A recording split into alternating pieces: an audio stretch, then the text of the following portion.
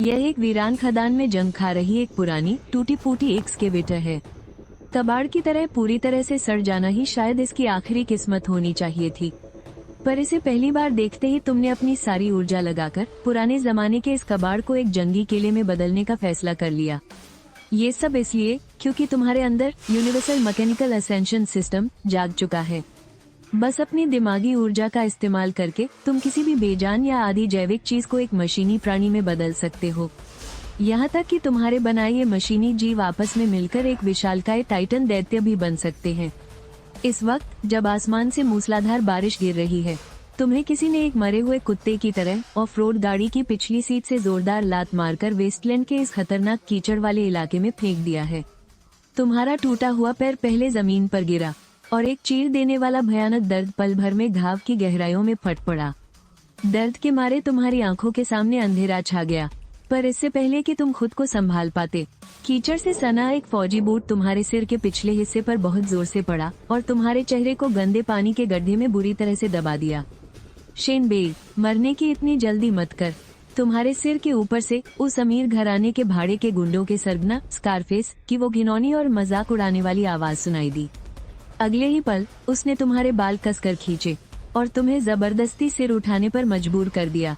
ठीक उसी वक्त इस मूसलाधार बारिश के बीच एक होलोग्राफिक प्रोजेक्शन अचानक से चालू हुआ और उस तस्वीर में एक ऊंची इमारत की छत थी। वहाँ लूजे था और तुम्हारी बहन शेन याओ थी, जिसने अपनी वही पुरानी फीकी पड़ चुकी ड्रेस पहन रखी थी। बस एक नजर देखते ही सदमे से तुम्हारी पुतलियां सुई की नोक जितनी सिकुड़ गई। लूजे तुम्हारी बहन को एक एक कदम करके छत के किनारे की तरफ धकेल रहा था, बिल्कुल ऐसे जैसे कोई मरने वाले चूहे के साथ खेल रहा हो। वो एक पागल और बेरहम इंसान की तरह हंस रहा था। कूद जा, तेरा भाई तुझे सबसे ज्यादा प्यार करता है ना? अगर तू यहाँ से नीचे कूद जाए तो मैं शायद उसकी जान बख्शने के बारे में सोच लूंगा। और शेन याओ की आवाज जुल्म सहते सहते बुरी तरह से कांप रही थी। तुमने मुझसे वादा किया था कि मेरे भाई ने तुम्हारे गुनाहों की सजा अपने सिर ली है। तुम मुझे मेरे इलाज के पैसे दोगे और उसका अच्छे से ख्याल रखोगे। लेकिन लूजे का अब नाटक करने का कोई इरादा नहीं था। उसने तुम्हारे सामने ही हंसते हुए अपना असली रंग दिखा दिया। उसने कहा कि इलाज के पैसों वाली बात सिर्फ उसे बेवकूफ बनाने के लिए थी। उसने जो कहा था कि वो रोज लोगों को उसका हाल चाल पूछने भेजता है, वो असल में उसे घुटनों पर बैठने के लिए मजबूर करते थे और कुत्तों की तरह भौंकने को कहते थे, और कहता था कि आउटर रिंग में रहने वाले तुम जैसे नीच लोग तो बस उन जैसों के मनोरंजन के लिए ही बने हैं। उसकी कही गई एक एक बात तुम्हारे सीने में खंजर की तरह चुभ रही थी। तब जाकर तुम्हें एहसास हुआ कि लूजे के गुनाह अपने सिर लेकर और जेल जाकर तुमने सिर्फ अपनी ही जिंदगी बर्बाद नहीं की, बल्कि अपने ही हाथों से अपनी बहन को भी नर्क में धकेल दिया है। और फिर उस स्क्रीन पर शेन याओ ने कैमरे के जरिए जैसे तुम्हें देख लिया हो। उसने एक दर्द भरी मुस्कान के साथ तुम्हारी तरफ देखा। उसकी आंखों में जीने की कोई चाह नहीं बची थी, सिर्फ पूरी तरह से टूट जाने वाली एक गहरी थकान थी। मुझे माफ कर दो भैया, तुम्हारी याओ याओ अब तुम्हारा और इंतजार नहीं करेगी। याओ याओ बहुत गंदी हो गई है और बहुत थक चुकी है। और अगले ही पल उसने अपनी बाहें फैला ली किसी टूटे हुए पंखों वाली तितली की तरह और उस 100 मीटर ऊंची इमारत से नीचे छलांग लगा दी। तस्वीर वही अचानक से बंद हो गई, पर तुम्हारी दुनिया भी इसी पल पूरी तरह से उजड़ गई। नहीं, तुम पागलों की तरह उस गंदे कीचड़ में तड़पने लगे। तुम्हारी 10 उंगलियां कीचड़ में धंस गई और जोर लगाने से उंगलियों के पों सफेद पड़ गए। उनमें से खून रिसकर उस गंदे पानी में मिलने लगा। पर अफसोस, तुम्हारे टूटे हुए पैर ने तुम्हें उठने तक का मौका नहीं दिया।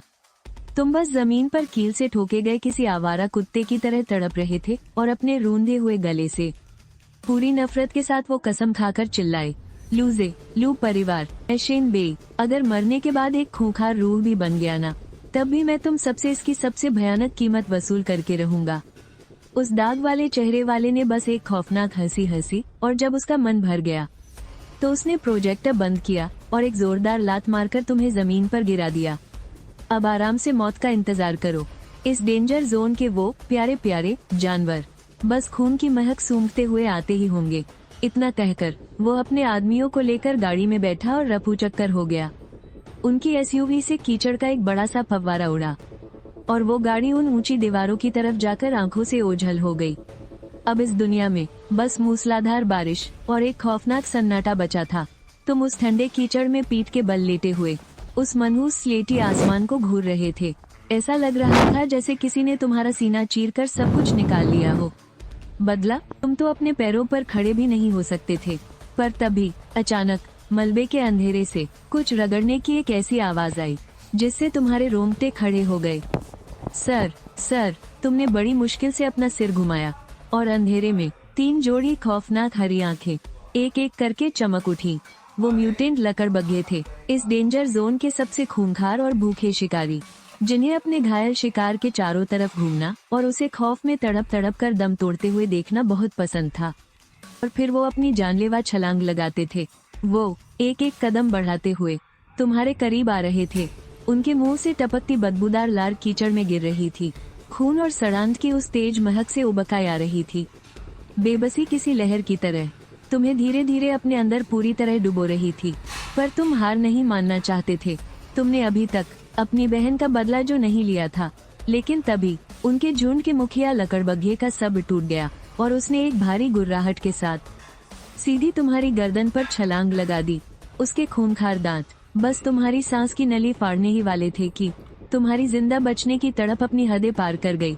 तुम्हारे हाथों ने पागलों की तरह कीचड़ में कुछ टटोलना शुरू किया और तुम्हारी उंगलियों ने जंग लगी एक पुरानी लोहे की प्लेट को कसकर जकड़ लिया। और ठीक उसी पल बिना किसी आहट के तुम्हारे दिमाग में एक ठंडी सी रोबोटिक आवाज गूंज उठी। होस्ट की जिंदा रहने की तीव्र इच्छा डिटेक्ट की गई है। Survival will 100%। सिस्टम लिंक करने की शर्तें पूरी हुई। Mechanical ascension system link successful. System, तुम्हारा दिमाग चकरा गया, पर इतना सोचने का वक्त ही कहाँ था। अगले ही सेकंड दिमाग में नई जानकारियों का एक सैलाब उमड़ पड़ा। Newbie pack unlock, 100 unit basic mental power received, main function activated, magic touch. Host अपनी मेंटल पावर का इस्तेमाल करके किसी भी बेजान या आधी जिंदा चीज को छूकर उसे एक रोबोटिक हथियार में बदल सकता है। अगले ही पल उस दरिंदे का जबड़ा एकदम तुम्हारे मुंह के सामने था। तुम्हें कुछ भी समझने का मौका ही नहीं मिला। तुमने बस अपनी जान बचाने के लिए मन ही मन पूरी ताकत से चीख लगाई, बदल जाओ, इस लोहे को हथियार में बदल दो। तुम्हारी सारी दिमागी ताकत एक झटके में तुम्हारे हाथ में पकड़े उस कबाड़ लोहे के अंदर समा गई। वो जंग खाया लोहा पलक झपकते ही मोम की तरह पिघल गया और फिर तुम्हारे हाथ में ही वो तेजी से नया आकार लेने लगा। अनगिनत छोटे छोटे गियर्स और लोहे की रॉड्स एक दूसरे से जुड़ने लगे।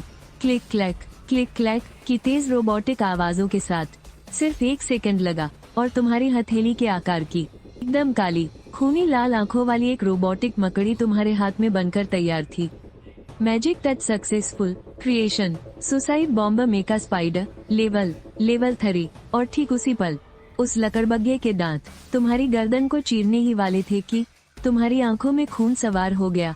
तुमने बस एक ही कमांड दी, जाओ, फाड़ दो इसे। पलक झपकते ही मैकेनिकल मकड़ी हवा में उछली और एक काले साए में बदल गई।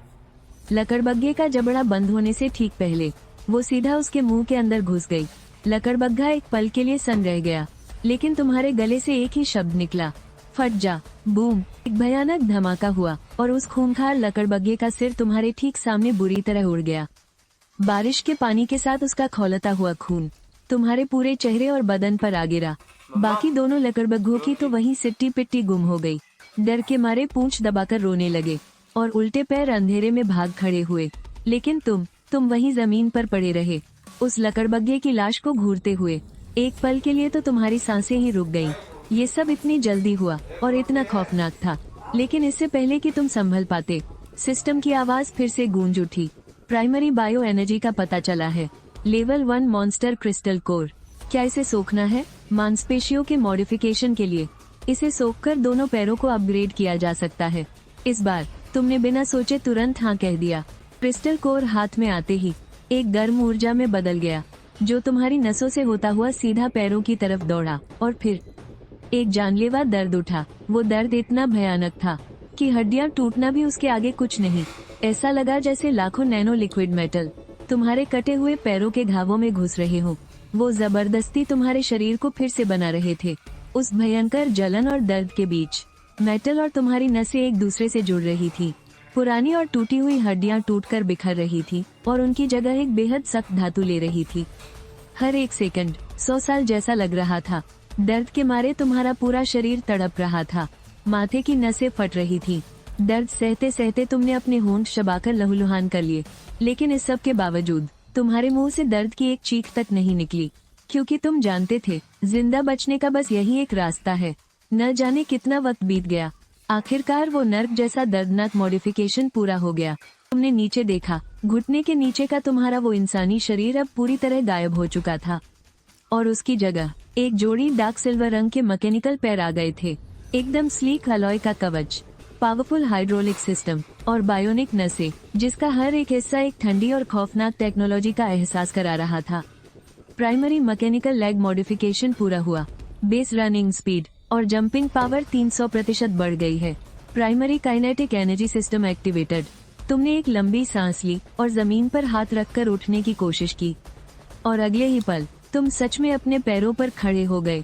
जैसे ही तुम्हारे मैकेनिकल पैरों ने पानी से भरी जमीन पर कदम रखा, एक भारी और साफ आवाज आई, क्लैक। उस पल तुम्हें ऐसा लगा जैसे तुम मौत को मात देकर सीधे कब्र से बाहर निकल आए हो।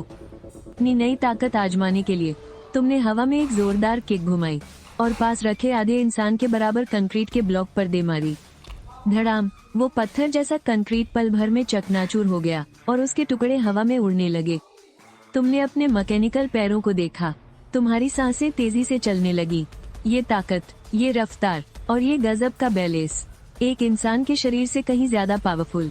लेकिन तुम तुरंत शांत हो गए, क्योंकि तुम जानते थे कि सिर्फ इन 2 पैरों के दम पर तुम उस ऊंची दीवार को नहीं लंघ सकते और न ही उस लू परिवार को तबाह कर सकते हो। क्योंकि तुम्हारा मकसद कभी भी अकेले लड़कर बदला लेना नहीं था। तुम्हें जो चाहिए वो है गोलाबारी और एक फौज, एक ऐसा मशीनी सैलाब जो तुम्हारे सारे दुश्मनों को कुचल कर खाक कर दे। और फिर तुमने धीरे से अपना सिर उठाया और दूर उस ऊंची दीवार को देखा जिसने इस दुनिया को 2 हिस्सों में बांट दिया था। दीवार के अंदर रोशनी से जगमगाती दुनिया, बिल्कुल किसी स्वर्ग जैसी, और दीवार के बाहर कीचड़, सड़न और इंसानी जान, जिसकी कीमत घास फूस से भी कम है। इस बारिश वाली रात में तुम्हारी धीमी आवाज गूंजी, हाड़ मांस कमजोर है, असली ताकत तो मशीनों में है, और इंसाफ बस हथियारों की पहुंच तक ही मिलता है। इसके तुरंत बाद तुम मुड़े और पास ही के उस विशाल कबाड़खाने की तरफ चल दिए। वहाँ कबाड़ हो चुकी गाड़ियाँ, कारखानों का कचरा, टूटे हुए लोहे के सरिये और बेकार पड़े गिया के ढेर लगे थे। दूसरों की नजरों में वो बस लोहे का एक कब्रिस्तान था, लेकिन तुम्हारी नजरों में वो लोहे और स्टील का एक समंदर था। वो तुम्हारी असली हथियारों की फैक्ट्री थी। तुम उसके अंदर भागे और पागलों की तरह हर चीज को जिंदा करने लगे। लोहे के सरिये को छुआ और उसे मशीन बना दिया। गियर बॉक्स को पकड़ा, उसे भी जिंदा कर दिया। एक पुराने इंजन पर पैर रखा और उसे भी मशीन में बदल दिया। कबाड़ हो चुका लोहा तुम्हारे हाथों में पिघलने लगा, जुड़ने लगा और एक नया आकार लेने लगा। और फिर कबाड़ के उस ढेर में से एक के बाद एक गहरी काली मशीनी मकड़ियां जागने लगी। वो बिना कोई आवाज किए कबाड़ गाड़ियों के ऊपर चढ़ गई, लोहे के सरियों के बीच घुस गई और सीमेंट के बड़े बड़े टुकड़ों के नीचे छिप गई। रात के अंधेरे में उनकी लाल चमकती आंखें टिमटिमा रही थी, बिल्कुल नर्क से निकली किसी डरावनी आग की तरह। 1, 5, 20 और फिर 50वीं आत्मघाती मशीनी मकड़ी पैदा हुई। तुम्हारी मानसिक ताकत अब पूरी तरह से खत्म हो चुकी थी। सिर दर्द, कानों में बजती सीटियां और भयंकर चक्कर, सब कुछ एक साथ होने लगा। तुम एक कबाड़ गाड़ी का सहारा लेकर खड़े हो गए। तुम्हारा चेहरा किसी भूत की तरह सफेद पड़ चुका था, लेकिन जब तुमने सिर उठाकर चारों तरफ देखा तो पूरे कबाड़खाने में हर जगह बस लाल चमकती आंखें ही नजर आ रही थी। 50 चलते फिरते बम, और ये तो बस शुरुआत थी। तभी सिस्टम में फिर से एक नोटिफिकेशन आया। मशीनों की गिनती 10 से ज्यादा हो चुकी है। बेसिक एआई मॉड्यूल जाविस अनलॉक हो गया है। नया फीचर हाइव माइंड अनलॉक हो गया है। तुम्हारे दिल में एक अजीब सी खुशी हुई। तुमने हुक्म देकर देखा, लाइन में लगो, और अगले ही पल चारों तरफ बिखरी हुई वो 50 मशीनी मकड़ियां तुरंत बाहर निकल आईं और देखते ही देखते तुम्हारे सामने एक बिल्कुल सीधी लाइन में खड़ी हो गई। तुमने फिर हुक्म दिया, छिप जाओ। वो पलक झपकते ही चारों तरफ फैल गई और अंधेरे में छिप गई। कबाड़ गाड़ियों के नीचे कचरे के ढेरों के बीच उनकी सारी लाल रोशनी एक साथ बुझ गई, जैसे वो वहाँ कभी थी ही नहीं। तुम अपनी धीमी हंसी नहीं रोक पाए। अब बात बनेगी जाविस और हाइव माइंड के साथ। ये मशीनें अब सिर्फ बिखरे हुए बम नहीं रही, बल्कि एक असली फौज की शक्ल लेने लगी हैं। लेकिन ठीक उसी वक्त दूर से किसी एसयूवी के इंजन की तेज आवाज सुनाई दी। वो निशान वाले चेहरे का गुंडा और उसकी गैंग, वो साले वापस लौट आए थे। वो शायद तुम्हारी लाश को जानवरों द्वारा नोचकर खाए जाने का वीडियो बनाने आए थे, ताकि वापस जाकर लूजे को दिखाकर मजा ले सके। लेकिन बारिश में भीगते हुए जब वो उस जगह पहुंचे जहां उन्होंने तुम्हें फेंका था, तो वहां उन्हें तुम्हारी लाश नहीं मिली, बल्कि वहां एक खूंखार जानवर की लाश और चारों तरफ तबाही मची थी। वे सब वहीं के वहीं सुन्न पड़ गए। उस निशान वाले आदमी को भी कुछ गड़बड़ लगी और वो जोर से गुर्राया, बाहर निकल कर आ साले। पर जवाब में किसी इंसान की आवाज नहीं आई, बल्कि लोहे के भारी कदमों की आवाज गूंजी। खान, तुम कूड़े के ढेर के अंधेरे से धीरे धीरे बाहर निकले और बारिश में बिल्कुल सीधे खड़े हो गए।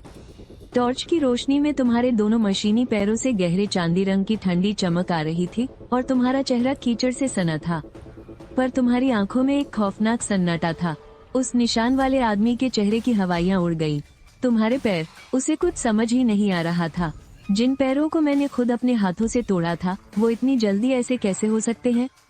पर इससे पहले कि वो कुछ और सोच पाता, उसके शरीर ने खुद ही जवाब दे दिया। खौफ, गोली चलाओ, मार डालो साले को। गोलियों की आवाज ने पल भर में बारिश के सन्नाटे को चीर दिया। गोलियों की बौछार किसी लोहे की बारिश की तरह तुम पर अंधाधुंध बरसने लगी, पर अंजाम उस निशान वाले की सोच से भी ज्यादा खौफनाक था। तुमने ज्यादातर गोलियों को बड़ी आसानी से चकमा दे दिया। जो इक्का दुक्का गोलियां तुम्हारे मशीनी पैरों पर लगी, उनसे बस कुछ चिंगारियां ही छूटी, एक खरोंच तक नहीं आई। तुम्हारे कदम एक पल के लिए भी नहीं रुके। तुम आगे बढ़ते रहे। सामने खड़े वो पांचों अब पूरी तरह दहशत में आ चुके थे और उनसे लगभग 10 मीटर की दूरी पर। तुम अचानक रुक गए। तुमने धीरे से अपना हाथ उठाया और एक चुटकी बजाई। आवाज ज्यादा तेज नहीं थी, पर उनके कानों में ये मौत के फरमान जैसी गूंजी। और अगले ही पल आसपास के वो सुनसान कूड़े के ढेर और कबाड़ हो चुकी गाड़ियों की छतें, सीमेंट की दरारें, सब की सब चमक उठी।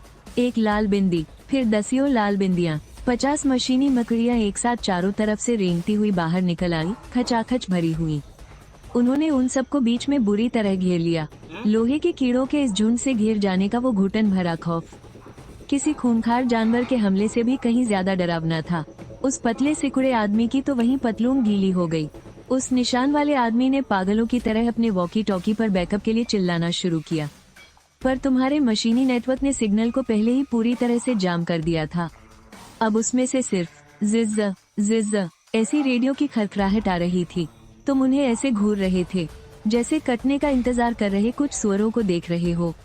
अब बताओ, असली शिकारी कौन है? किसी के पास तुम्हारे इस सवाल का कोई जवाब नहीं था, तो तुमने बस अपना हाथ हवा में लहराया और सिर्फ एक लफ्ज कहा, हमला। 10 आत्मघाती मकड़ियां पलक झपकते ही उछली और 10 काले तीरों की तरह उन पर झपट पड़ी।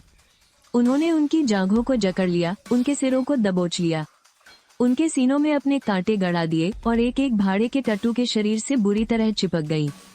वो लोग पागलों की तरह तड़पते हुए छटपटाने लगे, पर लोहे के उन पंजों को छुड़ाना नामुमकिन था।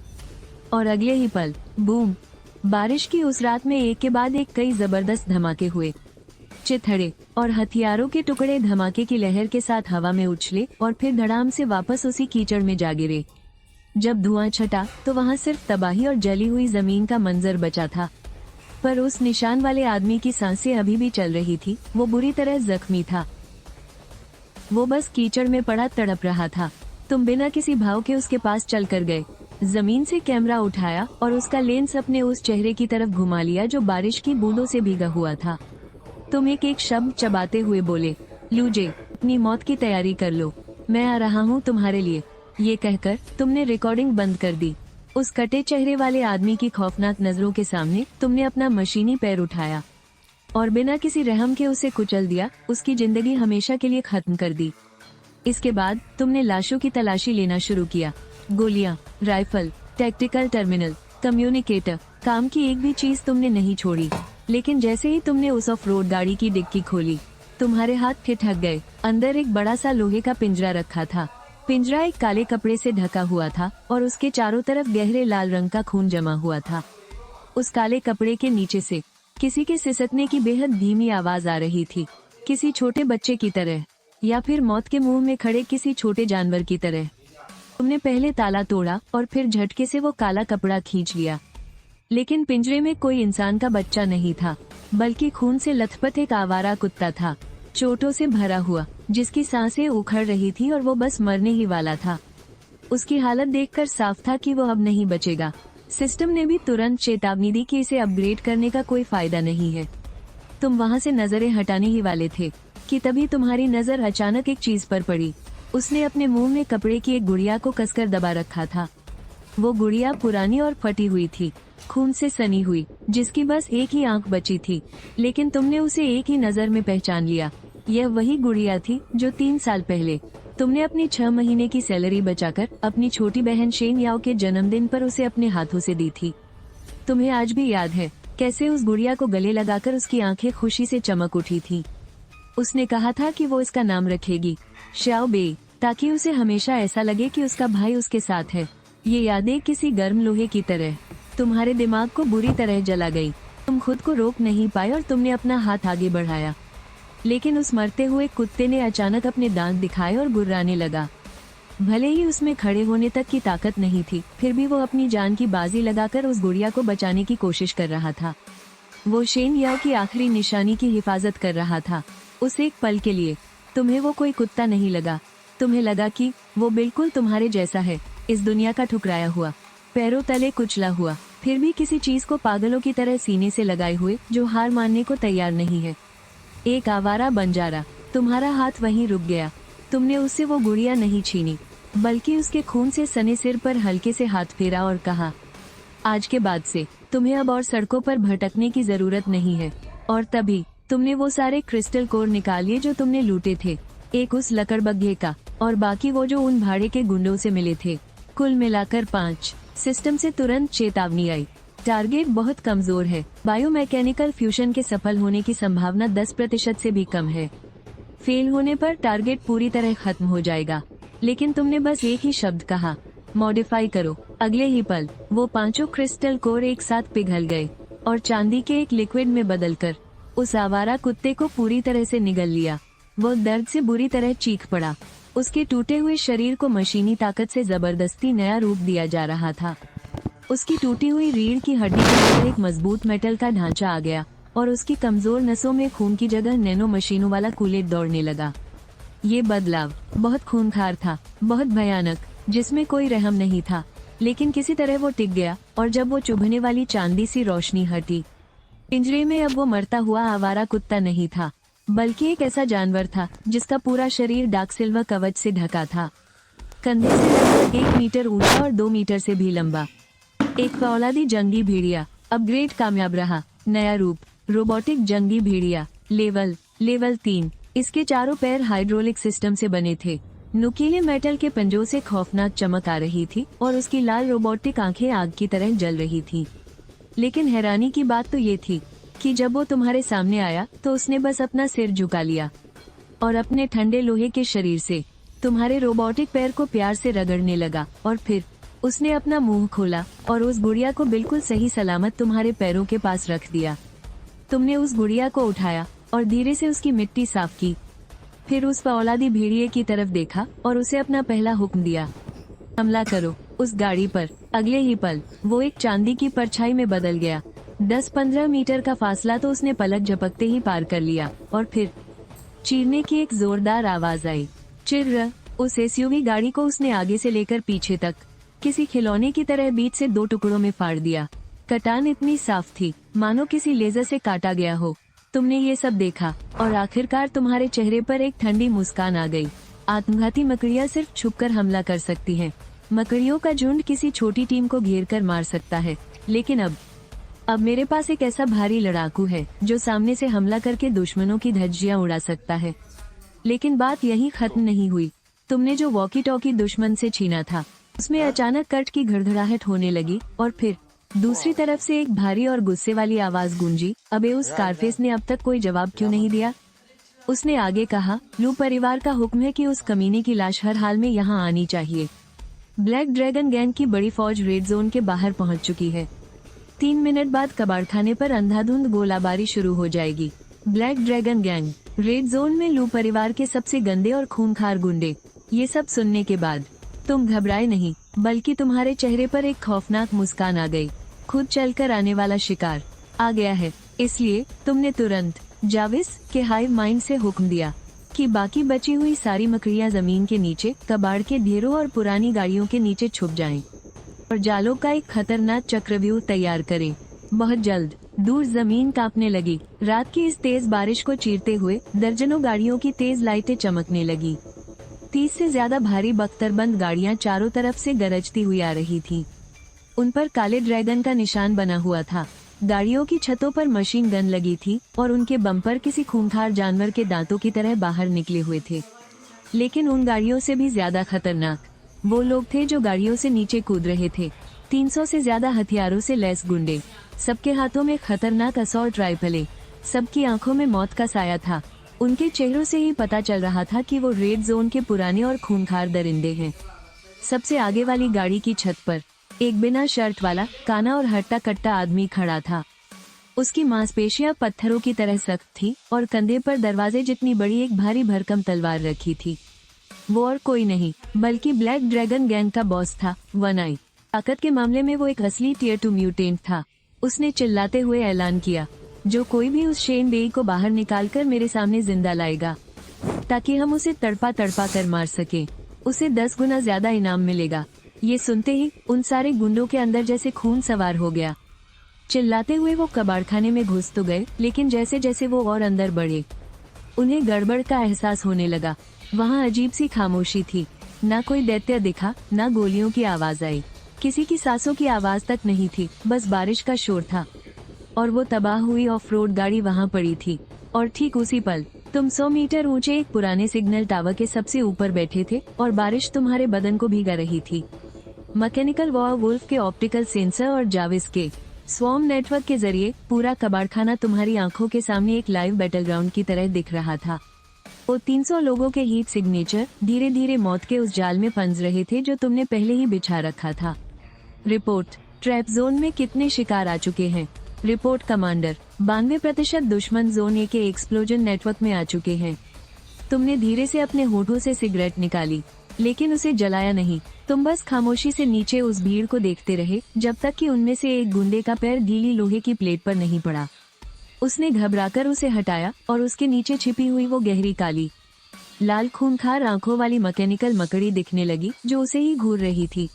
उसकी रूह कांप गई। उसने चीखने के लिए मुंह खोला ही था, लेकिन ठीक उसी पल तुमने टावर के ऊपर से वो बिना जली सिगरेट नीचे फेंक दी और स्वॉर्म नेटवर्क के जरिए सबसे छोटा पर सबसे खूंखार हुक्म दे दिया, उड़ा दो। अगले ही पल कबाड़खाने के बीचों बीच एक भयानक धमाका हुआ। बस एक नहीं बल्कि पूरा का पूरा धमाका नेटवर्क एक ही झटके में भड़क उठा। बूम! ऐसा लगा जैसे किसी ने जमीन के सीने पर जोरदार मुक्का मारा हो। जमीन तुरंत धंस गई और कांपने लगी। मिट्टी, लोहे की छड़ें, गाड़ियों के टुकड़े, हथियारों के चिथड़े और उनके साथ वो सारे गुंडे धमाके की लहर से हवा में उड़ गए और फिर बारिश की बूंदों की तरह चारों तरफ आ गिरे। वो गुंडे जो कुछ देर पहले तुम्हारी मौत का इनाम लूटने के लिए चिल्ला रहे थे, उन्हें चीखने तक का मौका नहीं मिला और वो वहीं खाक हो गए। कई बख्तरबंद गाड़ियां झटके से पलट गई। मशीनगन के स्टैंड मुड़कर तार तार हो गए और आग की लपटें आसमान छूने लगी, जिसने चारों तरफ एक खूंखार लाल रोशनी बिखेर दी। बस इस एक वार ने ब्लैक ड्रैगन गैंग के 300 लोगों के घेरे को आधा तबाह कर दिया। लेकिन असली बुरा सपना तो अभी शुरू ही हुआ था। धमाके का धुआं अभी छंटा भी नहीं था कि एक भयानक मशीनी भेड़िए की दहाड़ पूरे कबाड़खाने में गूंज उठी। मैकेनिकल वॉल्फ अब हरकत में था। चांदी जैसी चमक छोड़ते हुए वो कचरे के पहाड़ के पीछे से उस अफरा तफरी में कूद पड़ा। एक गुंडे ने जैसे ही बंदूक उठाई, उसे वहीं चीर कर रख दिया गया। दूसरे ने मुड़कर भागना चाहा, लेकिन उसने छलांग लगाकर उसका भी काम तमाम कर दिया। वो एक तेज घूमने वाले लोहे के ब्लेड की तरह था, जो बार बार उस भीड़ को चीरता जा रहा था, टुकड़े टुकड़े करता और लाशें बिछाता जा रहा था। गोलियां उसके कवच से टकराकर बस चिंगारियां छोड़ रही थीं। वो उसे एक कदम भी पीछे नहीं धकेल पाई। और फिर बचे हुए लोग पूरी तरह टूट चुके थे। उन्होंने हथियार फेंकने शुरू कर दिए। वो रोने चीखने लगे और अपनी जान बचाने के लिए पागलों की तरह भागने लगे, जैसे कसाईखाने में फेंके गए बेबस जानवर हो। लेकिन ठीक उसी वक्त वन आई सामने आ खड़ा हुआ। लेवल 2 अवेकन की फुर्ती से उसने धमाके के पहले ही वार से खुद को बचा लिया था, लेकिन वो भी उस धमाके की लहर से दूर जा गिरा। उसके एक हाथ से खून बह रहा था, पर इस छोटी सी चोट ने उसके गुस्से को और भड़का दिया। सालो, पीछे हटने की सोचना भी मत। उसने पूरी ताकत से दहाड़ लगाई। उसके शरीर की नसें तन गई और मांसपेशियां गुब्बारे की तरह फूलने लगी। उसका कद अचानक से बढ़ गया और उसके पैरों के नीचे की जमीन जोरदार आवाज के साथ चटक गई। वो तोप के गोले की तरह उस मशीनी भेड़िए की तरफ लपका। उसके हाथ में मौजूद भारी तलवार चीरती हुई बारिश को काट रही थी। हवा को चीरने वाली एक तेज आवाज के साथ उसने सीधे भेड़िए के सिर पर एक जोरदार वार किया। टुकड़े टुकड़े हो जा साले। उस वार में इतनी भयानक ताकत थी कि तलवार के पहुंचने से पहले ही वहां की बारिश की बूंदें उड़ गईं। लेकिन वो मशीनी भेड़िया पीछे नहीं हटा। उसकी लाल इलेक्ट्रॉनिक आंखें अचानक से चमक उठी। उसने अपने मेटल के नुकीले पंजों को उठाया और सीधा उस तलवार के वार को रोक लिया। और अगले ही पल खटाक, तलवार और पंजों की आमने सामने टक्कर हुई। धातु के टकराने की उस भयानक आवाज ने पूरी बारिश की रात को गूंजा दिया। पानी के झरने की तरह चिंगारियां छूटी और टकराने की जगह से एक सफेद शॉकवेव तेजी से चारों तरफ फैल गई। आसपास का कीचड़, पत्थर और मलबा सब कुछ एक ही झटके में हवा में उड़ गया। वन आई के चेहरे का रंग उसी पल उड़ गया, क्योंकि इस जोरदार वार के बाद वो उस मशीनी भेड़िए को काट तो नहीं पाया, उल्टे उस खौफनाक झटके से वो खुद 3 कदम पीछे खिसक गया। उसके अंगूठे और उंगली के बीच की चमड़ी फट गई और खून तलवार की मूठ से नीचे टपकने लगा। उसने नीचे देखा और पाया कि उसकी उस महंगी भारी तलवार की धार पर चावल के दाने के बराबर एक दरार आ चुकी थी, जबकि सामने खड़े उस मशीनी भेड़िए के पंजों पर एक खरोंच तक का निशान नहीं था।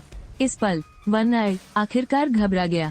वो एक लेवल 2 का ताकतवर इंसान था, जिसके इस वार से पत्थर भी आसानी से टूट जाते थे, पर अब वो एक भेड़िए का बाल भी बांका नहीं कर पाया। इससे पहले कि वो अपने इस डर से बाहर आ पाता, वो मशीनी भेड़िया आगे बढ़ चुका था। उसने कोई दहाड़ नहीं लगाई और न ही वो रुका, बस उसकी वो लाल इलेक्ट्रॉनिक आंखें तेजी से चमकी। अगले ही पल वो पूरा भेड़िया एक सिल्वर रंग की परछाई में बदल गया और पलक झपकते ही अपनी जगह से गायब हो गया। ये बहुत तेज था, इतना तेज कि वन आई को बस अपनी तलवार सामने अड़ाने का ही मौका मिला। पर उस मशीनी भेड़िए का निशाना उसका सीना था ही नहीं।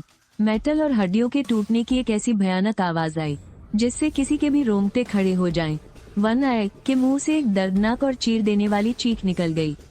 उसने अपनी आंखों के सामने देखा कि कैसे उस मशीनी भेड़िए के खूंखार जबड़ों ने बेरहमी से उसका तलवार वाला पूरा सीधा हाथी उखाड़ फेंका। कानों को चुभने वाली उस चीख के बीच वन आई अपने कटे हुए कंधे को पकड़े लड़खड़ाता हुआ पीछे हटा। दर्द से उसका पूरा चेहरा बुरी तरह बिगड़ चुका था।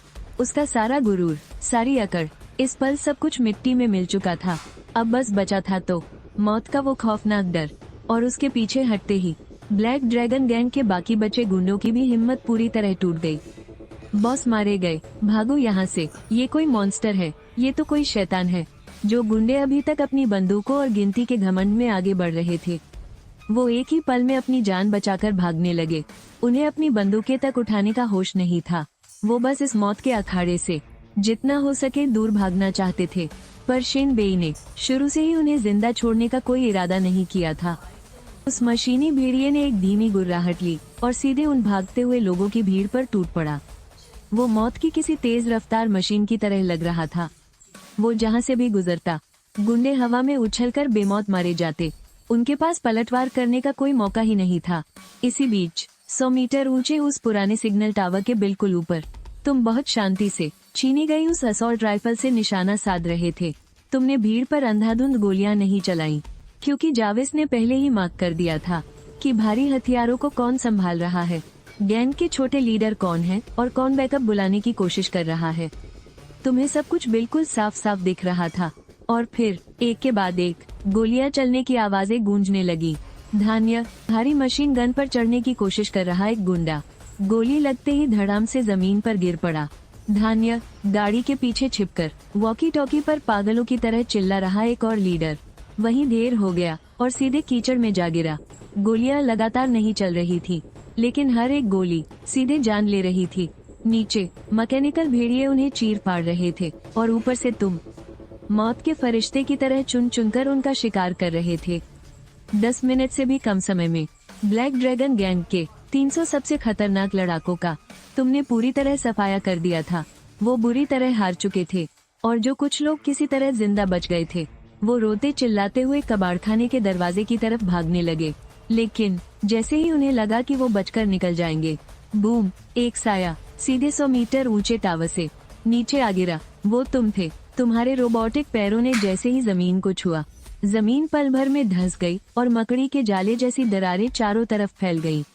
तुम धीरे से खड़े हुए और बिल्कुल ठंडे चेहरे के साथ उन लोगों के सामने आ गए। तुमने उनके भागने का हर एक रास्ता बंद कर दिया। जब आ ही गए हो तो अब कोई जिंदा वापस नहीं जाएगा। तुम्हारी आवाज ज्यादा तेज नहीं थी, लेकिन उनके कानों में पड़ते ही ये आवाज किसी भी बंदूक या तोप से कहीं ज्यादा खौफनाक लग रही थी। किसी ने घबराकर अपनी बंदूक उठाई, लेकिन इससे पहले कि वो ट्रिगर दबा पाता, तुमने अपना हाथ उठाया और हल्के से एक चुटकी बजा दी। स्नैप, और अगले ही पल उन गुंडों के पैरों के नीचे की जमीन और बगल में पलटी हुई गाड़ियों से, कबाड़ हो चुकी गाड़ियों के नीचे और बिखरे हुए पुर्जों के ढेरों में से अचानक मशीनों के रगड़ने की अजीब सी भयानक आवाजें आने लगी। खट खट खट, और तभी एक के बाद एक बिल्कुल नई मैकेनिकल मकड़ियां अंधेरे और कीचड़ फाड़कर बाहर निकलने लगी। ये तुम्हारी वो नई फौज थी जिसे तुमने लड़ाई के बीच ही नई क्रिस्टल एनर्जी सोखकर चुपचाप तैयार कर लिया था। अपनी जान बचाकर भाग रहे ब्लैक ड्रैगन गैंग के गुंडे ये भयानक नजारा देखकर पागल ही हो गए। अभी और भी है। शैतान, तू साला कोई इंसान नहीं, शैतान है, लेकिन मरने वालों को सफाई देने का तुम्हारा कोई इरादा नहीं था। तुमने बहुत ही ठंडे स्वर में कहा, दावत शुरू करो, और अगले ही पल एक बार फिर धमाके शुरू हो गए। बूम बूम बूम बूम, पहले से भी कहीं ज्यादा तेज सुसाइड ब्लास्ट के धमाके बारिश की बूंदों की तरह लगातार होने लगे। काली मशीनों का वो सैलाब लहरों की तरह उस भीड़ पर टूट पड़ा और आखिरी बचे हुए उन कुछ लोगों को पूरी तरह से निगल लिया। चीख पुकार, रहम की भीख और धमाकों की वो आवाजें आपस में मिल गईं। और फिर हर तरफ एक खौफनाक और मुर्दा सन्नाटा छा गया। बारिश अभी भी हो रही थी। पूरे कबाड़खाने में तुम्हारे और तुम्हारी मशीनी फौज के अलावा एक भी इंसान अपने पैरों पर खड़ा नहीं था। सब खत्म हो चुके थे। बस एक और बचा है, जमीन पर बिछी लाशों और मशीनों के मलबे को रौंदते हुए। तुम आगे बढ़े। धीरे धीरे तुम वन आई के पास पहुँचे। ब्लैक ड्रैगन गैंग का वही बॉस जो अभी कुछ देर पहले तुम्हारी हड्डियों का एक इंच तोड़ने की धमकियां दे रहा था। इस वक्त उसकी आधी जान ही बची थी। वो बुरी तरह से जख्मी था। उसकी हालत बहुत खराब थी और वो कीचड़ में किसी सड़े हुए कीड़े की तरह धीरे धीरे रेंग रहा था। तुम्हारे कदमों की आहट सुनते ही वो डर के मारे सुनना पड़ गया। नहीं, मुझे मत मारो। उसकी आवाज बुरी तरह कांप रही थी। ये सब लूजे के कहने पर किया मैंने। तुम जो जानना चाहते हो मैं सब बता दूंगा। प्लीज बस मेरी जान बख्श दो। लेकिन उसे देखकर तुम्हें सिर्फ अपना वो अपमान याद आया जब तुम्हारी दोनों टांगे तोड़ दी गई थी। तुम्हें अपनी बहन की वो बेबसी याद आई जब उसने ऊंची इमारत से छलांग लगा दी थी। रहम, वो चीज तो शेन याओ के साथ ही कब की मर चुकी है। और फिर तुमने धीरे से अपना मशीनी दायां पैर उठाया और जोर से उसके ऊपर दे मारा। धड़ाम, उस भारी आवाज के साथ सब कुछ ऐसे खत्म हो गया जैसे किसी ने लकड़ी की टहनी को कुचल दिया हो। पनाई का पूरा शरीर एक बार तड़पा और उसकी उस इकलौती आंख की रोशनी हमेशा के लिए बुझ गई। इसके बाद तुमने वहाँ पड़ी चीजें बटोरनी शुरू की। हथियार, गोलियां, मशीनी पुर्जे, आर्मर और क्रिस्टल कोर, जो भी काम आ सकता था तुमने कुछ नहीं छोड़ा। खासकर वहाँ बिखरे पड़े वो बायोलॉजिकल क्रिस्टल कोर। तुमने उन्हें एक एक करके उठाया और सोख लिया। 1, 2, 10 और आखिरकार तुमने पूरे 27 लेवल 1 क्रिस्टल कोर निगल लिए। सिस्टम पैनल पर एनर्जी बार तेजी से बढ़ने लगा। Energy reserve 78%। चेतावनी, एनर्जी रिजर्व ओवरफ्लो होने वाला है। कृपया इसे जल्द इस्तेमाल करें या अपग्रेड करें। लेकिन ठीक उसी वक्त वन आई की कमर पर टंगा कीचड़ से सना टैक्टिकल कम्युनिकेटर अचानक जोर से वाइब्रेट करने लगा। उसकी स्क्रीन जल उठी। उस पर बस एक ही नाम चमक रहा था, यंग मास्टर लूजे। तुम्हारे हाथ पल भर के लिए रुक गए। फिर तुमने धीरे से कम्युनिकेटर उठाया और तुम्हारे होठों पर एक मुस्कान तैर गई। एक खौफनाक और जमा देने वाली मुस्कान जिसमें एक अजीब सा पागलपन भरा सुकून था। तुमने कॉल रिसीव कर लिया। दूसरी तरफ ऊंची दीवारों के पीछे लू परिवार की हवेली में छतों पर शानदार लाइटें जगमगा रही थी। झूमर से निकलती रोशनी चारों तरफ फैल रही थी। शैंपेन, परफ्यूम और महंगे खाने की खुशबू हवा में घुली हुई थी। पूरे बैंक्वेट हॉल में ऐसी ऐशो आराम की झलक थी जिसका बाहर की तबाह हो चुकी दुनिया से कोई लेना देना नहीं था। और लूजे, वो सामने एक बड़े से सोफे पर बैठा था, सफेद रंग का कस्टम डिजाइन सूट पहने हुए। उसकी बाहों में ढेर सारा मेकअप की हुई एक औरत थी। उसके चेहरे पर इतनी बेफिक्री थी जैसे उसने अभी अभी किसी कीड़े को मारने का हुक्म दिया हो। उस औरत ने नखरे दिखाते हुए पूछा, उस प्रतिबंधित इलाके वाला, वो गंदा कीड़ा, क्या उसका काम तमाम हो गया? लूजे ने हाथ में वाइन का गिलास पकड़े हुए बड़े घमंड से मुस्कुराते हुए कहा, टूटी टांगों वाला एक लूजर ही तो है। मैंने वन आई के साथ 300 आदमियों को भेजा है। तब तो जंगली जानवरों ने उसकी हड्डियां भी चबा ली होंगी। और ठीक उसी पल उसका पर्सनल कम्युनिकेटर वाइब्रेट हुआ। वन आई की डायरेक्ट लाइन से कॉल था। लूजे ने बिना देखे ही कॉल उठा लिया। उसकी आवाज में एक मजाकिया सा घमंड था। एक आंख वाले, वीडियो बन गया या नहीं? याद रखना, एंगल एकदम सही होना चाहिए। मुझे उस कचरे का गिड़गिड़ाता हुआ रोता हुआ चेहरा साफ साफ देखना है।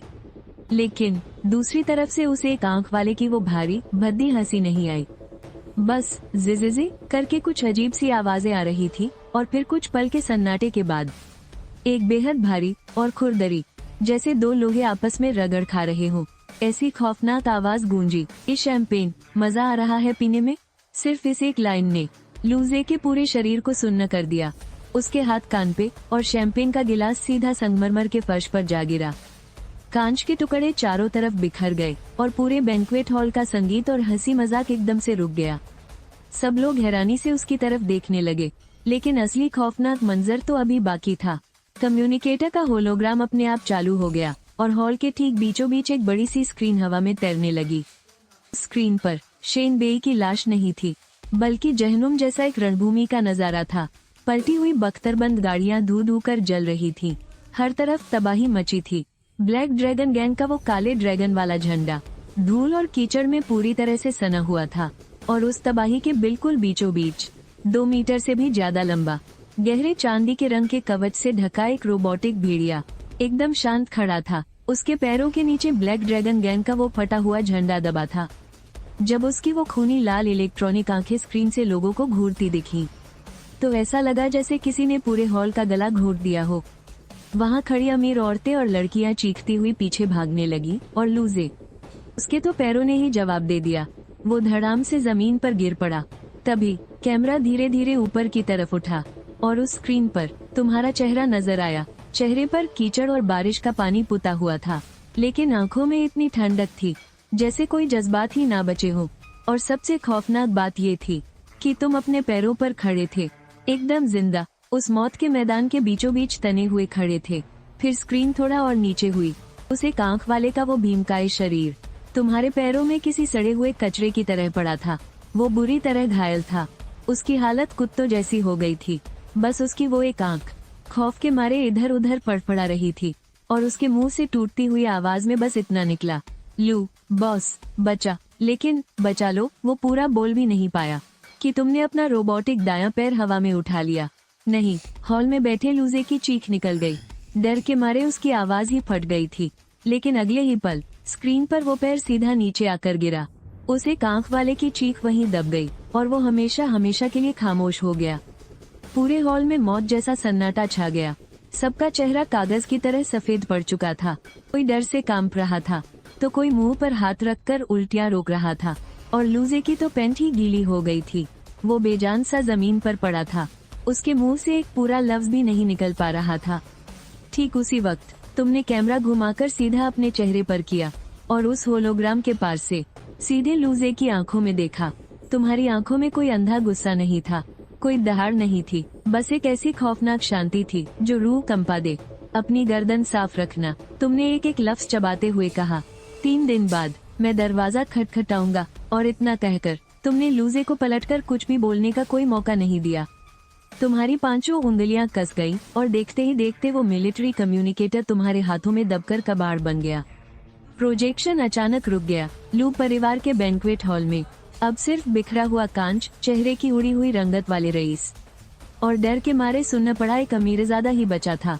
इधर कबाड़खाने में बारिश अभी भी कम्युनिकेटर के टुकड़ों को धो रही थी। तुमने धीरे से अपना सिर उठाया और दूर खड़ी उस ऊंची दीवार की तरफ देखा।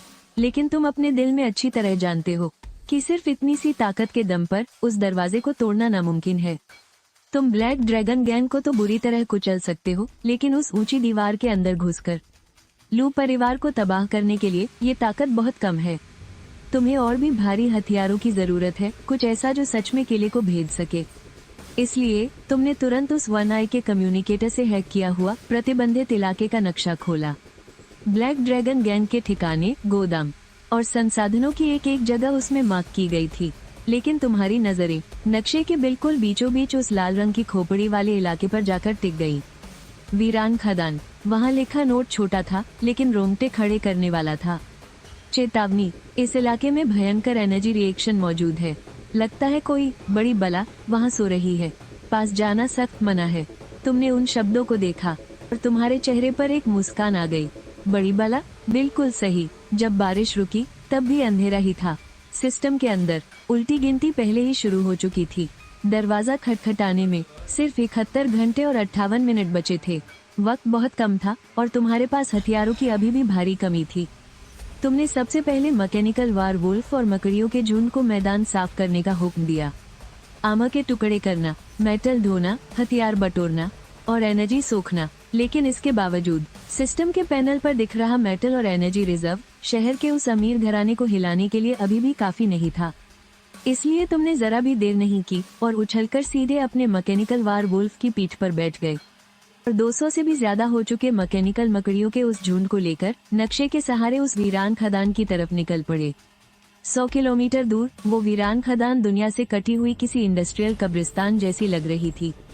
एक विशाल खुली खदान, ढही हुई फैक्ट्रियों की इमारतें, जंग खा चुकी कन्वेयर बेल्ट्स और कबाड़ हो चुकी माइन कार्स। हर तरफ सिर्फ ठंडा पड़ा लोहा और भारी कबाड़ बिखरा था। लेकिन ये जगह बिल्कुल भी शांत नहीं थी। तुम्हारे खदान में कदम रखते ही गेंडे के आकार जितना बड़ा और हड्डियों के कांटों से भरा हुआ एक लेवल 2 का डायलिजिड मलबे से तुम पर झपटा। हालांकि वो जितनी तेजी से झपटा था उतनी ही तेजी से मारा भी गया। वारवुल्फ ने अपने पंजे तक नहीं उठाए, बस उसके पास से गुजरते ही झटके से अपना सिर घुमाया और उसका सिर किसी हथौड़े की तरह लिजर्ड की पसलियों से जा टकराया। हड्डियां टूटने की वो आवाज रोंगटे खड़े करने वाली थी। लिजर्ड का वो भारी भरकम शरीर सीधे 10-15 मीटर दूर जाकर गिरा। आधी दीवार तोड़ता हुआ वो जोरदार आवाज के साथ जमीन पर आ गिरा। खेल खत्म। एक ही वार में ढेर। और फिर देखते ही देखते खदान में बचे बाकी लेवल 2 के मॉन्स्टर्स का भी सफाया कर दिया गया और अब ये इंडस्ट्रियल खंड तुम्हारा नया ठिकाना बन चुका था। तुमने तुरंत जाविस को पूरी खदान को स्कैन करने का हुक्म दिया ताकि सबसे ज्यादा डेंसिटी वाले मेटल का पता लगाया जा सके और कुछ ही देर में रिजल्ट तुम्हारे सामने था। मुख्य खदान के 120 मीटर नीचे एक बहुत बड़ा धातु का लक्ष्य है। इसलिए 200 से ज्यादा रोबोट मकड़ियां तुरंत मजदूरों में बदल गई और खदान की दीवारों के सहारे पागलों की तरह नीचे की तरफ खुदाई करने लगी। मिट्टी, कंकड़ और बेकार पत्थर लगातार हवा में उड़ने लगे। आधे घंटे बाद एक वयस्क इंसान की कमर से भी ज्यादा मोटी एक ट्रैक बेल्ट आखिरकार खदान के तल से बाहर दिखने लगी। खुदाई जारी रखो। फिर से आधा घंटा बीत गया और एक सचमुच का विशाल दैत्य आखिरकार पूरी तरह से तुम्हारे सामने पड़ा था। वो पुराने जमाने की बची हुई एक बहुत बड़ी माइनिंग एक्सकेवेटर थी। इसकी पूरी लंबाई 20 मीटर से ज्यादा थी और इसके ट्रैक्स एक इंसान से भी ऊंचे थे। इसकी बॉडी पर भारी कवच चढ़ा था और इसके बड़े क्रेन और बाल्टी किसी प्राचीन दानव के मुड़े हुए पंजों की तरह लग रहे थे। भले ही उस पर जंग लग चुका था, फिर भी उसमें एक जंगली और खतरनाक इंडस्ट्रियल खौफ झलक रहा था। तुमने उसे देखते ही समझ लिया कि अगर एक बार इस चीज को जिंदा कर दिया गया तो ये यकीनन एक असली जंगली किला बन जाएगा। इसलिए तुम तुरंत खदान में कूद पड़े और अपना हाथ उस लोहे की प्लेट पर रख दिया। जाविस, इस एक्सकेवेटर को अपना मुख्य हिस्सा मानकर बायो मैकेनिकल फ्यूजन शुरू करो। लेकिन अगले ही पल सिस्टम ने तुम्हारी उम्मीदों पर पानी फेर दिया। टारगेट का वजन और आकार हद से ज्यादा है। इसे जिंदा करने के लिए मौजूदा ऊर्जा से 37 गुना ज्यादा ऊर्जा की जरूरत है। फ्यूजन की प्रोग्रेस 0.01%। रुक गया। ऊर्जा कम थी और वो भी बहुत ही ज्यादा कम। तुम उस सोए हुए लोहे के दानव के सामने खड़े रहे और कुछ सेकंड के लिए एकदम चुप हो गए। फिर तुमने तुरंत फैसला लिया, चूंकि छोटे मोटे शिकार से काम नहीं बनेगा तो अब सीधा एक बड़ा हाथ मारना होगा। इसलिए तुमने जावेद से खदान के 10 किलोमीटर के दायरे में सबसे ताकतवर जैविक ऊर्जा का पता लगाने को कहा। जल्द ही नक्शे के उत्तर में एक बड़ी सी घाटी लाल रंग से चमक उठी और खतरे का अलर्ट अपने चरम पर पहुंच गया। लेवल 3 के म्यूटेंट जीवों का घोंसला, जहरीली और तेजाबी मधुमक्खियां। खतरा 10,000 म्यूटेंट जहरीली मधुमक्खियां और कम से कम एक लेवल 3 की रानी मक्खी। तुमने उस इलाके को घूर कर देखा और तुम्हारी आंखों में एक ठंडी चमक आ गई। खतरा, यही तो चाहिए। बड़ा इनाम पाना है तो बड़ा खतरा भी उठाना पड़ेगा। इसलिए तुमने खदान में पड़े एक कबाड़ का इस्तेमाल करके अपनी फौज बढ़ाना जारी रखा और साथ ही अपनी रोबोट मकड़ियों को भी तेजी से अपग्रेड कर दिया। जो पहले सिर्फ खुद को उड़ा लेने वाली यूनिट्स थी, उनमें तुमने और भी खतरनाक हथियारों के सिस्टम फिट कर दिए। और जो तुम्हारी रोबोट भेड़िया थी, उसे भी तुमने ब्लैक ड्रैगन गैंग से लूटी हुई भारी मशीन गनों और लोहे की प्लेटों से सिर से पैर तक हथियारों से लाद दिया। जब आसमान में सुबह की हल्की सफेदी छाई, तब तक तुम्हारी रोबोट आर्मी और भी बड़ी हो चुकी थी। 350 मकड़ियां और हथियारों से लैस एक खूंखार रोबोट भेड़िया। लेकिन इस फौज को देखकर तुम्हारे मन में बस एक ही बात आई, ये काफी नहीं है, ये तो बिल्कुल भी काफी नहीं है। लेकिन समय किसी का इंतजार नहीं करता। तुमने और देर नहीं की, सीधे भेड़िए पर छलांग लगाई और उत्तर की तरफ निकल पड़े। 10 मिनट बाद तुम घाटी तक पहुंच गए, लेकिन उसके करीब जाने से पहले ही एक सड़ी हुई तेजाबी बदबू तुम्हारे चेहरे से टकराई। पूरी घाटी इतनी वीरान थी कि वो किसी जिंदा जीव का घोंसला लग ही नहीं रही थी, बल्कि वो एक बहुत बड़ी कब्र जैसी लग रही थी। तुमने हाथ उठाकर अपनी फौज को रुकने का इशारा किया और ठीक उसी वक्त कान के पर्दे फाड़ देने वाली अनगिनत पंखों की पड़पड़ाहट गूंज उठी। अचानक घाटी की गहराइयों से एक जोरदार गड़गड़ाहट गूंज उठी। तुमने झटके से ऊपर देखा, आसमान काला पड़ गया था। वो कोई काले बादल नहीं थे, बल्कि हजारों लाखों किसी बड़े टब के आकार की, अपने पीछे हरे जहर वाला डंक लिए विशाल जहरीली मधुमक्खियों का एक काला तूफान था। वो किसी सुनामी की तरह नीचे झपट रही थी। अगले ही पल अनगिनत भयानक हरे डंक हवा को चीरते हुए तुम्हारी तरफ आ गिरे। ये किसी खौफनाक तेजाब की बारिश जैसा था। उस जहर की एक बूंद भी जमीन की चट्टानों को जलाकर राख कर रही थी और वहाँ से धुआं उठने लगा था। अगर वहाँ इंसानों की कोई भी फौज होती तो इस चीज का सामना करते ही वो जिंदा ही गल जाती। लेकिन सच तो ये था कि तुम्हारे साथ जो फौज थी वो कोई इंसानों की फौज थी ही नहीं।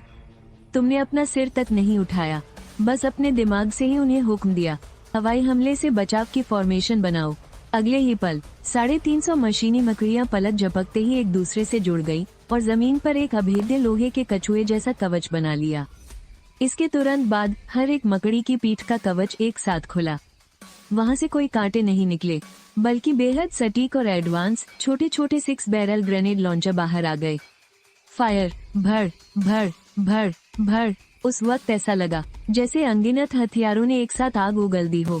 उन 350 मशीनों ने 1 सेकंड से भी कम वक्त में 2000 से ज्यादा छोटे और खतरनाक ग्रेनेड सीधे आसमान की तरफ दाग दिए।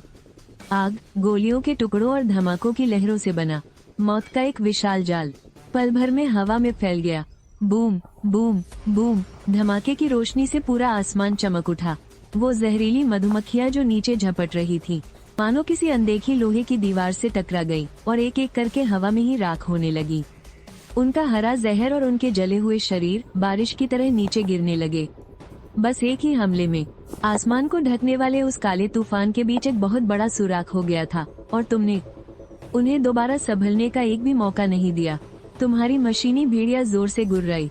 उसने तुम्हें अपनी पीठ पर बिठाया और उस तेजाब की हल्की बारिश को चीरते हुए सीधे घाटी के अंदर घुस गई। उसने जोरदार टक्कर मारकर उनके घोंसले के दरवाजे पर रखी उस विशाल चट्टान को तोड़ दिया और जबरदस्ती अंदर घुस गई। उस घोंसले के अंदर का नजारा बाहर से भी ज्यादा घिनौना था। खून की बदबू और सड़ी हुई दुर्गंध, आर पार दिखने वाले अंडे और जमीन पर रेंगते हुए कीड़ों ने उस पूरी गुफा को किसी सड़े हुए विशालकाय कोक जैसा बना दिया था। लेकिन इस जगह को देखकर तुम्हारे मन में घिन नहीं आ रही थी, बल्कि तुम्हें तो बस उन क्रिस्टल कोर की पड़ी थी। इसलिए तुमने सिर्फ इतना ही कहा, एक को भी मत छोड़ना। इसके तुरंत बाद 50 अलग से मार्क की गई मशीनी मकड़ियां तुरंत उस भीड़ के बीचों बीच घुस गई और खुद को उड़ा लिया। बूम, धमाक धमाक धमाक। वो पूरा अंडरग्राउंड घोंसला पलक झपकते ही आग के समंदर में बदल गया। वो अंडे, वो कीड़े, वो सारी मधुमक्खियां, सबके सब उस भयानक धमाके की आग में जलकर राख हो गए। गुफा की छत से बड़े बड़े पत्थर और चट्टानें टूट टूट कर नीचे गिरने लगी। लेकिन इतने बड़े धमाके ने आखिरकार उस घोंसले की सबसे गहरी जगह में छिपी असली रानी को जगह ही दिया। ची, दिमाग की नसें फाड़ देने वाली एक भयानक चीख के साथ किसी छोटे ट्रक जितनी बड़ी एक विशालकाय रानी मधुमक्खी चट्टानों को चकनाचूर करते हुए बाहर निकल आई। उसका पेट सूजा हुआ था, जिसका रंग खतरनाक और गहरा हरा था। उसके परों की 2 जोड़ियां बेहद तेजी से फड़फड़ा रही थी। उसके मुंह से लगातार वो जहरीला तेजाब टपक रहा था। सिर्फ उसकी मौजूदगी ही अब तक के सारे राक्षसों से कहीं ज्यादा खतरनाक लग रही थी। से लगातार वो जहरीला तेजाब टपक रहा था। सिर्फ उसकी मौजूदगी ही अब तक के सारे राक्षसों से कहीं ज्यादा खतरनाक लग रही थी। टियर की रानी मधुमक्खी, और सबसे बड़ी बात, वो गुस्से से पूरी तरह पागल हो चुकी थी। उसकी नजर सीधे तुम पर आकर टिक गई, बिना एक पल भी रुके। वो एक हरी परछाई की तरह सीधे तुम्हारी जान लेने के लिए झपट पड़ी, लेकिन तुम पीछे नहीं हटे और उसी पल उस रोबोटिक भेड़िए ने फुर्ती से छलांग लगा दी। हवा में ऊंचा उछलकर उसने रानी मधुमक्खी के फड़फड़ाते हुए एक पंख को अपने जबड़े में दबोच लिया और झटके से पूरे पंख को मांस के चीथड़ों के साथ उखाड़ फेंका। रानी मधुमक्खी दर्द से चीख उठी। उसका भारी भरकम शरीर धड़ाम से जमीन पर गिरा, और जैसे ही वो जमीन पर तड़प रही थी, तुमने अपनी बंदूक उठाई और उसकी बड़ी बड़ी आंखों में पूरी की पूरी मैगजीन खाली कर दी। आर्मर पियर्सिंग गोलियों ने उसकी आंखों को चीर कर रख दिया और हरा खून हर तरफ बिखर गया। भयानक दर्द और अंधेपन ने रानी मधुमक्खी को पूरी तरह पागल कर दिया था। वो अपने बचे हुए एक पंख को पागलों की तरह फड़फड़ाने लगी और अपनी आखिरी ताकत लगाकर तुम पर झपटी, लेकिन तुम बिल्कुल शांत रहे। अपना रोबोटिक दायां पैर उठाया और सीधे उसके सिर पर एक जोरदार किक जड़ दी। बूम! वो आवाज बिल्कुल वैसी थी जैसे किसी भारी हथौड़े ने कोई सड़ा हुआ फल कुचल दिया हो। रानी मधुमक्खी का सिर चकनाचूर हो गया था। हरा खून जमीन पर फैल गया। उसका विशाल शरीर 2 कदम और लड़खड़ाते हुए आगे बढ़ा और फिर धड़ाम से नीचे गिर पड़ा। लड़ाई खत्म हो चुकी थी। तुम उसके पास गए और बहुत ही सफाई से उसके कुचले हुए सिर को चीर डाला और उसके अंदर से मुट्ठी के आकार का एकदम चमचमाता हुआ हरा लेवल 3 का क्रिस्टल निकाला, जिसके अंदर बिजली दौड़ती हुई महसूस हो रही थी। Level 3 high purity bio crystal मिला। 12,000 यूनिट एनर्जी में बदला जा सकता है और बाहर बिखरे हुए लेवल 1 और लेवल 2 के ढेरों क्रिस्टल मिला ले तो इतना काफी है। आधे घंटे बाद पूरी तरह से फुल एनर्जी लेकर तुम फिर से उसी पुरानी खदान के सबसे निचले हिस्से में लौट आए और उस भारी भरकम एक्सकेवेटर के सामने खड़े हो गए। इस बार तुमने फिर से उस पर अपना हाथ रखा। एनर्जी फुल है। पुराने जमाने की हैवी मशीनरी डिटेक्ट की गई। वॉर फोर्ट्रेस के लिए एकदम सही है। Upgrade protocol ultimate rebuild start. अगले ही पल एक तेज नीली रोशनी आसमान की तरफ उठी। यह कोई आम अपग्रेड नहीं था। ये पूरी तरह से उसे तोड़कर नया बनाने जैसा था। मशीन के ट्रैक अलग हो गए, आर्मर टूटकर बिखर गया, क्रेन और बाल्टी हवा में ही हजारों छोटे छोटे हिस्सों में बढ़ गए। पूरा एक्सकेवेटर ऐसा लग रहा था जैसे किसी अदृश्य हाथ ने उसे लोहे के तूफान में मत दिया हो।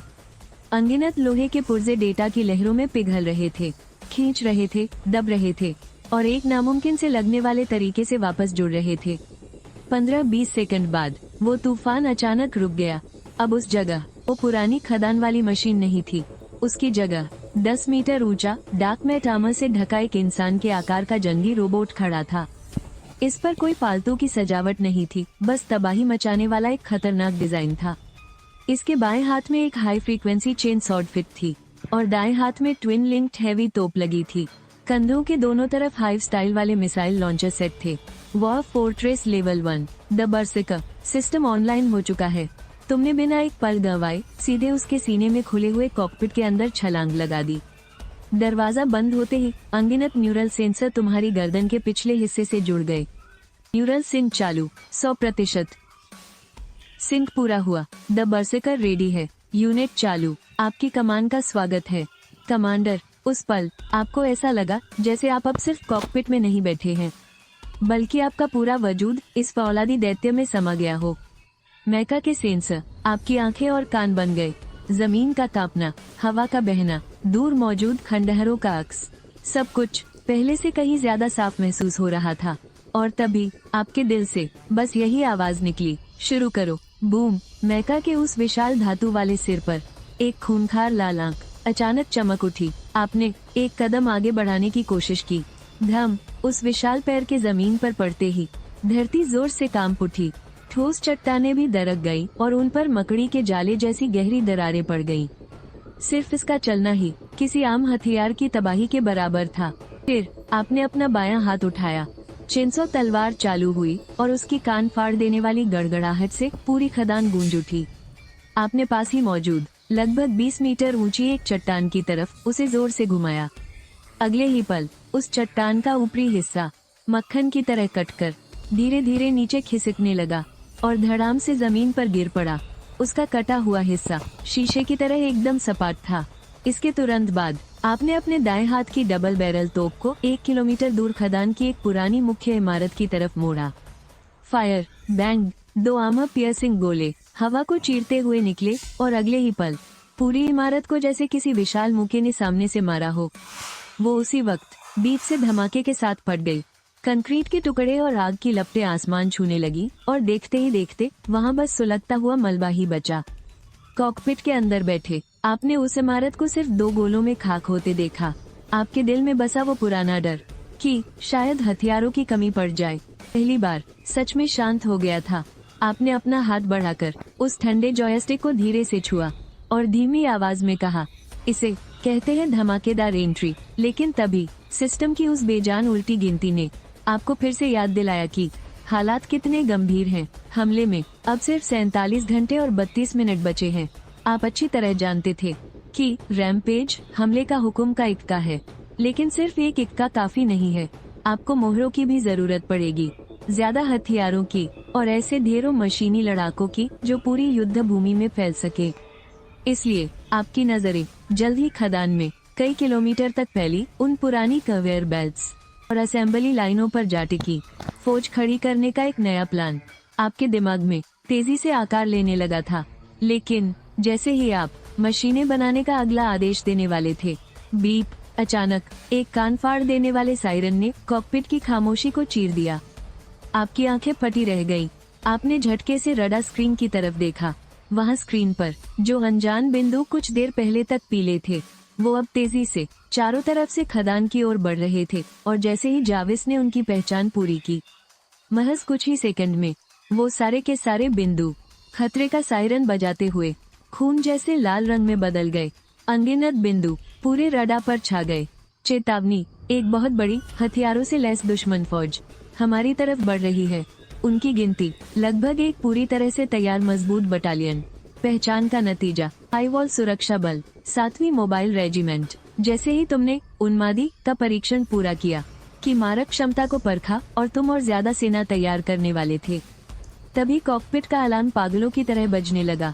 होलोग्राफिक रडार पर अनगिनत लाल बिंदु हर तरफ से तुम्हें घेर रहे थे, जैसे खून से सना कोई विशाल जाल धीरे धीरे कस रहा हो।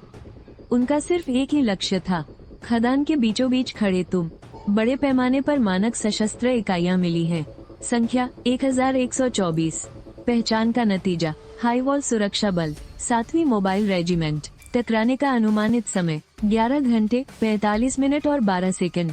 एक पूरी तरह से हथियारों से लैस रेजिमेंट, साथ में टैंक, बख्तरबंद गाड़ियां और तोपखाने। बंजर जमीन पर इतनी बड़ी सेना किसी छोटे शहर को तबाह करने के लिए काफी है। लेकिन उन लाल बिंदुओं को देखकर तुम जरा भी नहीं घबराए, बल्कि तुमने बड़ी शांति से कहा, 11 घंटे इतने तो काफी हैं। अगले ही पल तुम सीधा उन्मादी के कॉकपिट से बाहर कूद गए। जमीन पर उतरने के बाद तुमने मुड़कर भी नहीं देखा और सीधे खदान के सबसे गहरे हिस्से में मौजूद उस पुरानी जंग खाई हुई रिफाइनरी की ओर चल दिए। तुम अच्छे से जानते थे मुसीबत कभी बुरी चीज नहीं होती। दूसरों के लिए यह मौत का पैगाम हो सकता है, लेकिन तुम्हारे लिए ये सबसे बेहतरीन प्रोडक्शन प्लान था। धड़ाम, जंग लगे मिश्र धातु के दरवाजे को लात मारकर खोलने के बाद तुम उस पुरानी सालों से वीरान पड़ी फैक्ट्री में घुस गए। बड़ी बड़ी स्टैंपिंग मशीनें, पिघलाने वाली भट्टियां और कन्वेयर बेल्ट, रोबोटिक आर्म सब धूल से सने थे, जैसे पुरानी औद्योगिक सभ्यता की लाशें पड़ी हो। लेकिन तुम्हारी नजरों में यह कोई कचरा नहीं था, यह एक हथियारों की फैक्ट्री का ढांचा था। तुम मेन कंट्रोल पैनल के पास गए और बिना झिझके अपना दाहिना हाथ उस पर रख दिया। जाविस, सब प्रोग्राम लिंक करो, मुझे यहाँ की हर चीज का कंट्रोल चाहिए। अगले ही सेकंड नीले रंग का डेटा कंट्रोल पैनल से निकलकर पूरी फैक्ट्री में पागलों की तरह दौड़ने लगा। दशकों से बंद पड़ी मशीनों में जैसे जान आ गई। कबाड़ हो चुकी 3 असेंबली लाइनें एक साथ चालू हो गई। पुरानी कन्वेयर बेल्ट फिर से मजबूत हो गई। स्टैंपिंग मशीनों ने तेजी से अपने सांचे बदल लिए और विशाल भट्टियों ने फिर से आग उगलना शुरू कर दिया। पलक झपकते ही तापमान अपने चरम पर पहुंच गया। 3 अपग्रेड करने लायक असेंबली लाइनें मिली हैं। ऊर्जा की खपत 5000 automatic weapon factory upgrade protocol शुरू किया जा रहा है। इसके तुरंत बाद तुमने हाइव माइंड के जरिए अपने सभी रोबोटिक सैनिकों को आदेश दिया, खदान में जो भी धातु तोड़ी जा सकती है उसे उखाड़ो और भट्ठी नंबर 1 में डाल दो। आदेश मिलते ही पूरी खदान जैसे जिंदा हो उठी।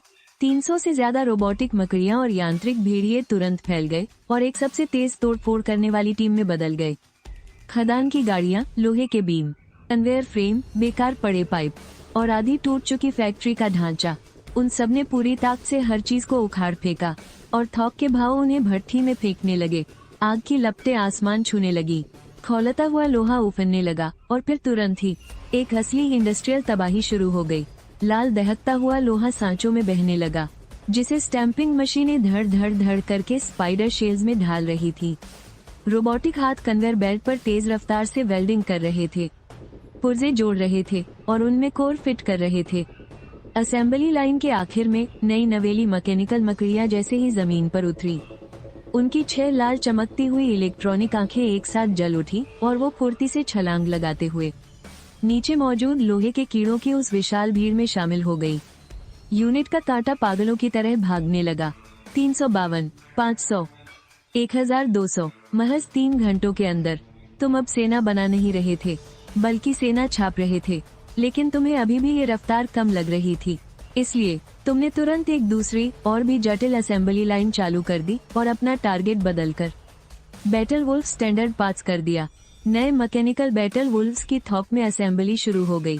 एक्सटर्नल आर्मर, छोटी वल्कन कैनन और मजबूत हाइड्रोलिक स्ट्रक्चर एक एक करके जोड़े जाने लगे। पहले से ही खूंखार दिखने वाले मैकेनिकल भेड़ियों का वो झुंड अब सच में भारी भरकम असॉल्ट बीस्ट्स में तब्दील होने लगा था। जब तक सुबह होने को आई, खदान के अंदर और बाहर का नजारा पूरी तरह बदल चुका था। खदान के बीचों बीच अब कोई खाली पड़ा इंडस्ट्रियल खंड नहीं था, बल्कि वहाँ 3000 से ज्यादा खूंखार और ठंडी मशीनें खड़ी थी, जिनमें से 300 अपग्रेडेड और नए मैकेनिकल बैटल वुल्फ्स किसी शाही गार्ड्स की तरह जाओजे के इर्द गिर्द पहरा दे रहे थे। और खदान के बाहर 5 किलोमीटर के दायरे में तुमने पहले ही अनगिनत मैकेनिकल मकड़ियों का जाल बिछा रखा था। दूसरों की नजर में वो बस एक बंजर जमीन थी, लेकिन तुम्हारी नजरों में वो पूरी तरह से मौत का एक बिछा हुआ माइनफील्ड बन चुका था। उस पल तुम्हें एक लंबे अरसे के बाद सुरक्षा का एहसास हुआ। 10 घंटे बाद सुबह होने वाली थी और 7वीं मोबाइल रेजिमेंट आखिरकार आ ही गई। क्षितिज के छोर से धूल उड़ाती हुई सैकड़ों कॉम्बैट गाड़ियां आगे बढ़ रही थी। टैंक, बख्तरबंद गाड़ियां और सेल्फ प्रोपेल्ड आर्टिलरी एक कतार में फैल गई। लोहे का वो सैलाब इतने खौफनाक अंदाज में बढ़ रहा था जैसे पूरी खदान को जड़ से कुचल देना चाहता हो। और कमांड गाड़ी के अंदर 7वीं मोबाइल रेजिमेंट का सुप्रीम कमांडर मेजर रेमंड अपनी दूरबीन थामे हुए था। उसके चेहरे पर हाई वॉल अफसरों वाला वो खास घमंड साफ झलक रहा था। उसकी नजर में तुम बस 2 कौड़ी के इंसान हो जो रेस्ट्रिक्टेड जोन के कचरे में छिपा हुआ है। कल जो तुमने ब्लैक ड्रैगन गैंग को मिटाया वो बस तुम्हारी किस्मत थी, लेकिन आज एक असली आर्मी के सामने तुम्हारी पड़पड़ाने की भी औकात नहीं है। इसलिए उसने खदान की तरफ बस एक नजर डाली और एक ठंडी मुस्कान के साथ ऑर्डर दिया, सभी आर्टिलरी यूनिट्स 3 राउंड अंधाधुंध फायरिंग करो। मुझे इस पूरी खदान को और उस शेन बे नाम के कमीने के हर एक निशान को इस नक्शे से हमेशा के लिए मिटाना है। अगले ही पल 20 मेन बैटल टैंक और 155 मिलीमीटर की 20 तोपों ने एक साथ अपने मुंह ऊपर उठाए और boom boom boom boom boom पूरी धरती एक झटके में कांप उठी। टनों लोहा और आग के शोले आसमान में उछल पड़े और अनगिनत नारंगी लाल उल्कापिंडों की तरह खदान पर बरसने लगे। वो पहला राउंड पूरे 10 मिनट तक चलता रहा। उस धमाके की आग ने आधे आसमान को लाल कर दिया था। मशरूम के आकार के धुएं के बादल आसमान छूने लगे। ऐसा लग रहा था जैसे पूरे पहाड़ को किसी ने जबरदस्ती छील कर रख दिया हो। कमांड व्हीकल में रेमंड ने तो अपनी कॉफी भी उठा ली थी। उसे लगा कि इतनी भयंकर गोलाबारी के बाद इंसानों की तो बात ही छोड़ो, इमारतों का एक तिनका भी नहीं बचना चाहिए था। लेकिन जैसे ही धुआं छंटा, जो नजारा दिखा उसने पूरी 7वीं मोबाइल रेजिमेंट की बोलती बंद कर दी। खदान के बीचों बीच बनी रिफाइनरी एकदम सुरक्षित थी, उस पर एक खरोंच तक नहीं आई थी। एक विशाल हल्के नीले रंग की एनर्जी शील्ड किसी उल्टे रखे हुए आसमान की तरह पूरी फैक्ट्री को मजबूती से ढके हुए थी। अभी जो गोलाबारी पहाड़ों को मटियामेट कर सकती थी वो उस शील्ड से टकराकर पानी की हल्की सी लहरों की तरह गायब हो गई। रेमंड के चेहरे का रंग पल भर में उड़ गया। एनर्जी शील्ड, इस तरह का मिलिट्री ग्रेड डिफेंस सिस्टम तो सिर्फ इनर सिटी के सबसे अमीर लोगों के पास होता है। ये इस वीरान खदान में कैसे आ गया? इससे पहले कि वो कुछ समझ पाता, फैक्ट्री के लाउडस्पीकर से तुम्हारी वो ताना मारती हुई आवाज गूंज उठी। तू खानदान के कुत्तों, बस इतना ही दम है तुम में? ये तो वार्म अप भी नहीं था, इससे तो मेरी खुजली भी नहीं मिटी। ये अल्फाज 7वीं मोबाइल रेजिमेंट के हर एक जवान के मुंह पर एक करारे तमाचे की तरह लगे। रेमंड का गुस्सा 7वें आसमान पर पहुंच गया। उसने अपनी कमांड स्वॉर्ड हवा में लहराई और गला फाड़कर चीखा, टैंक कंपनी, फुल स्पीड से हमला करो। इस कछुए के खोल को कुचल कर रख दो, कुचल दो इसे। उसके इतना कहते ही 20 मेन बैटल टैंक दहाड़ते हुए आगे बढ़ गए। उनके ठीक पीछे 1000 से ज्यादा पैदल सैनिक भी दौड़ पड़े। पूरी की पूरी रेजिमेंट लोहे के एक विशाल भाले की तरह खदान के मेन गेट की तरफ घुस गई। लेकिन अभी वो 500 मीटर भी नहीं गए थे कि सबसे आगे वाले टैंक के साथ खेल हो गया। उसके पहियों ने जैसे ही एक जंग लगी मामूली सी लोहे की प्लेट को कुचला और तभी जमीन के नीचे से 3 रोबोटिक मकड़ियां तेजी से बाहर निकली और पलक झपकते ही टैंक के निचले हिस्से से चिपक गई। टैंक के अंदर बैठे ड्राइवर को कुछ सोचने का मौका तक नहीं मिला कि एक जबरदस्त धमाका हो गया। बूम! 60 टन का वो भारी भरकम टैंक हवा में किसी खिलौने की तरह उछल गया। उसका निचला हिस्सा पूरी तरह से उड़ चुका था। पहिए और लोहे के पट्टे सब टुकड़े टुकड़े हो गए थे। लेकिन ये महज एक शुरुआत थी। अगले ही पल उनके हमले के पूरे रास्ते पर एक साथ हजारों लाल रंग की खौफनाक बत्तियां जल उठी। जमीन के नीचे से, कबाड़ के ढेरों में से, रेत और पत्थरों के बीच से और तोप के गड्ढों से अनगिनत रोबोटिक मकड़ियां एक साथ बाहर आ गईं, जैसे नरक से निकले हुए लोहे के जहरीले कीड़े हों। और वो भूखे भेड़ियों की तरह टैंकों, बख्तरबंद गाड़ियों और इंसानों पर झपट पड़ी। Boom boom boom boom boom, एक के बाद एक लगातार इतने धमाके हुए कि पूरा मैदान दहल गया। उनका लोहे का वो तूफान अभी शीर तक पहुंचा भी नहीं था कि उससे पहले ही छिपी हुई बारूदी सुरंगों ने उनकी कमर तोड़कर रख दी। टैंक पलट गए, बख्तरबंद गाड़ियों के चीथड़े उड़ गए और सैनिक आग और धमाकों की लहरों के बीच तड़प रहे थे। उनकी आगे वाली टुकड़ी तो पलक झपकते ही नरक में पहुंच गई थी। कमांड व्हीकल में बैठे रेमंड ने जब स्क्रीन पर यह नजारा देखा तो डर के मारे उसकी रीढ़ की हड्डी तक कांप उठी। लेकिन उसे क्या पता था, असली डरावना सपना तो अभी शुरू होने वाला था। जब उस रेजिमेंट की धज्जियां उड़ रही थी, तभी खदान के बीचों बीच बनी वो वॉर फैक्ट्री जो अब तक बिल्कुल शांत थी, उसके लोहे के विशाल दरवाजे धीरे धीरे खुलने लगे। धम्म! उस अंधेरे के अंदर से किसी के भारी कदमों की आवाज आई। धम्म! एक और कदम और फिर 10 मीटर ऊंचा एक काले रंग का ह्यूमनॉइड मेका फैक्ट्री की गहराइयों से धीरे धीरे बाहर निकल कर आया। उसका गहरा काला आर्मर, बाएं हाथ में चेन सॉ स्वॉर्ड और दाएं हाथ में ट्विन कैनन। उसकी इकलौती खूनी लाल आंख ने ठंडेपन से पूरे युद्ध के मैदान को घूरा, मानो बंजर जमीन की गहराइयों से निकल कर आया कोई असली लोहे का शैतान हो। यही है फ्रेंजी। और इसके सामने आते ही 7वीं मोबाइल रेजिमेंट के सभी लोगों की सांसें एक साथ अटक गईं। टैंक चलाने वाले सुन्न पड़ गए, पैदल सैनिक हैरान रह गए, यहाँ तक कि रेमंड के मुंह से भी एक पल के लिए कोई शब्द नहीं निकला। लेकिन एक फौजी की वृत्ति ने उन्हें गोली चलाने पर मजबूर कर दिया। बची हुई 1 दर्जन से ज्यादा टैंकों ने एक साथ अपनी तोपें घुमाई और पूरी ताकत से अपने निशानों को फ्रेंजी यूनिट पर तान दिया। आग उगलते हुए 1 दर्जन से ज्यादा बड़े कैलिबर के आर्मर पियर्सिंग गोले उसकी छाती और कंधे के आर्मर से जा टकराए। इस भयंकर धमाके ने उस विशाल मशीन को निगल लिया। लेकिन जैसे ही धुआं छंटा, फ्रेंजी यूनिट अभी भी वहीं खड़ी थी। उसके आर्मर पर बस कुछ हल्के सफेद निशान ही पड़े थे, जिसे खरोंच तक नहीं कहा जा सकता था। कॉकपिट के अंदर तुम स्क्रीन पर आर्मर डैमेज का वो डेटा देखते हो, 0.1%। तुम्हारे होठों पर एक हल्की सी मुस्कान आ जाती है। वार्म अप खत्म। अगले ही पल फ्रेंजी के पीछे लगे थरस्टर से गहरी नीली आग निकली। 100 टन भारी वो लोहे का ढांचा एक नामुमकिन सी रफ्तार के साथ एक परछाई में बदल गया और सीधे टैंकों की लाइन में जा घुसा। पहली टाइगर टैंक ने अभी पीछे हटने का सोचा ही था कि चेनसॉ स्वॉर्ड आसमान से कहर बनकर टूट पड़ी। बिना किसी रुकावट के टैंक के बुर्ज और उसके आधे हिस्से को मक्खन की तरह काट दिया गया और कटने वाली जगह लाल धधक रही थी। तुरंत बाद तुमने अपना एक पैर जोर से नीचे मारा। बूम! बगल में खड़ी दूसरी टैंक कुचलकर एक मुड़ी हुई लोहे की प्लेट बन गई। हाथों से टैंकों को फाड़ना, पैरों से आर्मर को कुचलना, ये अब कोई जंग नहीं थी, ये तो पूरी तरह से एक तरफा तबाही थी।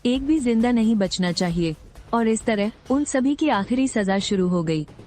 जब सुबह की पहली किरण ने जमीन को छुआ, तब तक 7वीं मोबाइल रेजिमेंट का नामोनिशान मिट चुका था। खदान के बाहर अब सिर्फ झुलसी हुई जमीन बची थी, टूटे हुए कवच और बिखरे हुए हथियारों के मलबे के बीच। बरसका यूनिट युद्ध के मैदान के बीचों बीच खड़ा था और धीरे धीरे नीचे झुका।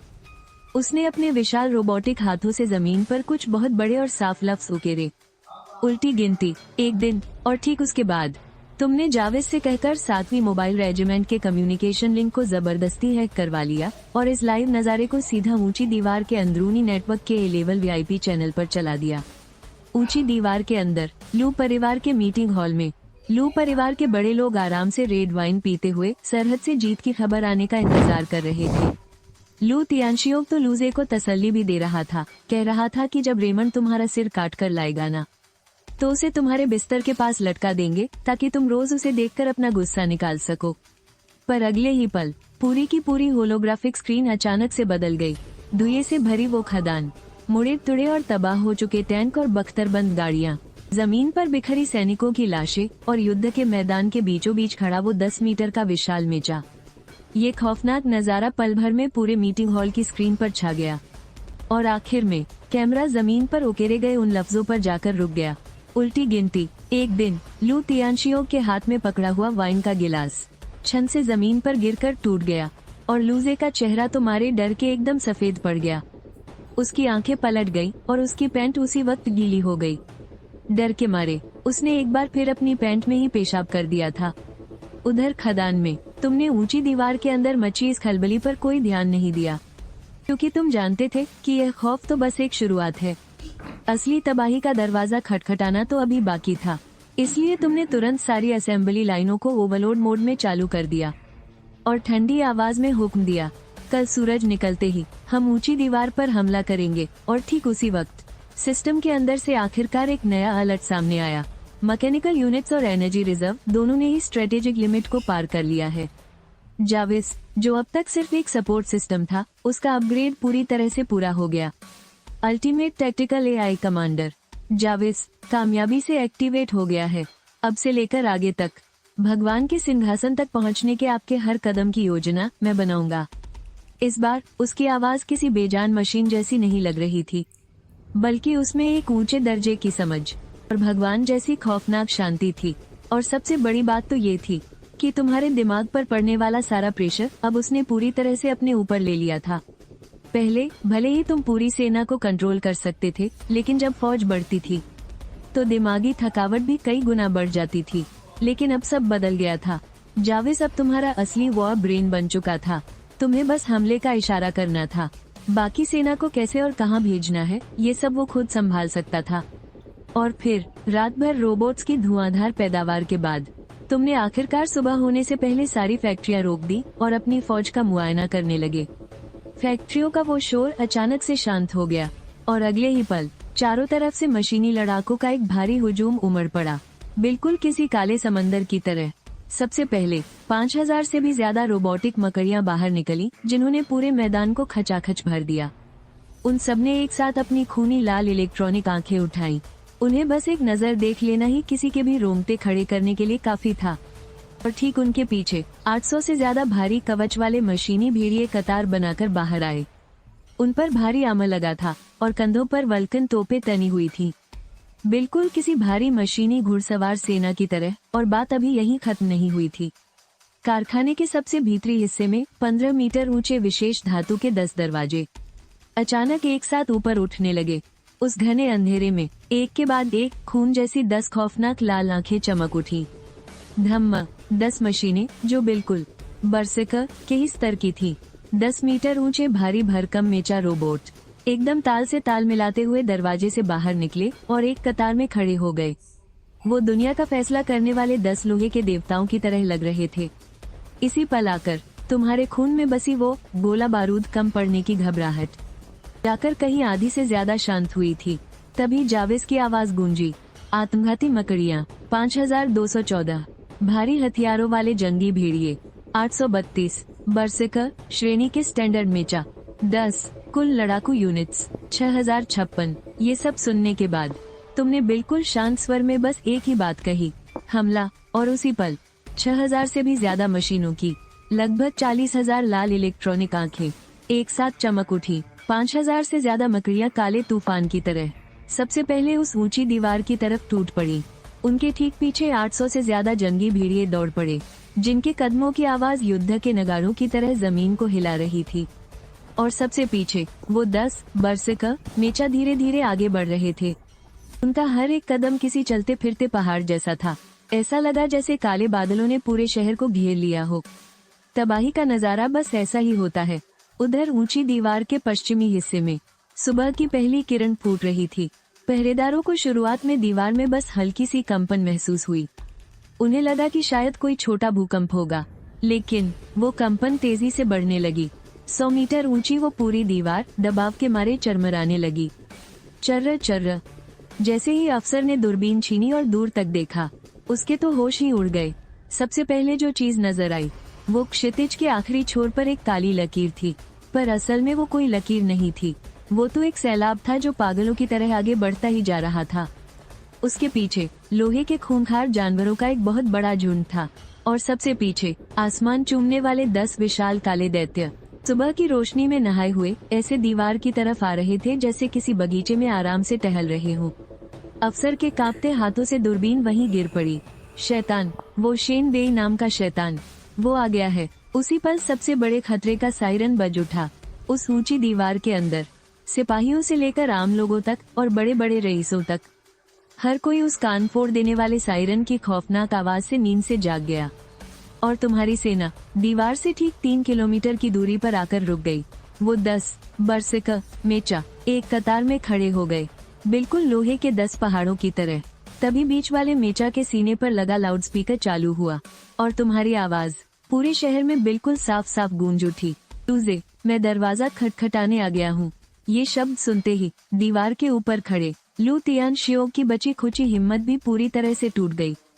उसकी आंखें गुस्से से लाल हो गईं, और उसने मुड़कर अपने आदमियों पर दहाड़ते हुए कहा, चालू करो, हेवनली पनिशमेंट सिस्टम चालू करो। उस कमीने को उसके इन रद्दी लोहे के टुकड़ों के साथ हमेशा के लिए खाक में मिला दो। सबको अंतरिक्ष की धूल में उड़ा दो।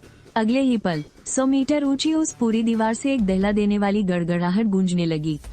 दीवार के ऊपर लगे भारी कवच की परतें एक एक करके खुलने लगी। अंदर से धीरे धीरे बाहर आ रहा था अमीरों के शासन का असली और सबसे खतरनाक हथियारों का जखीरा। 360 डबल बैरल वाली भारी रक्षा तोपें, 120 रैपिड फायर वल्कन बुर्ज, और दीवार के बिल्कुल बीचों बीच वो सबसे खौफनाक स्ट्रेटेजिक इलेक्ट्रोमैग्नेटिक रेलगन। वो कोई आम तोप नहीं थी, बल्कि 100 मीटर लंबी चांदी जैसी सफेद पटरियों का एक जोड़ा था, और उन पटरियों के बीच नीली बिजली से चमकता हुआ एक नुकीला धातु का गोला तेज चुंबकीय क्षेत्र में हवा में तैर रहा था, जैसे फैसले का कोई ऐसा भाला हो जो कभी भी जमीन और आसमान का सीना चीर दे।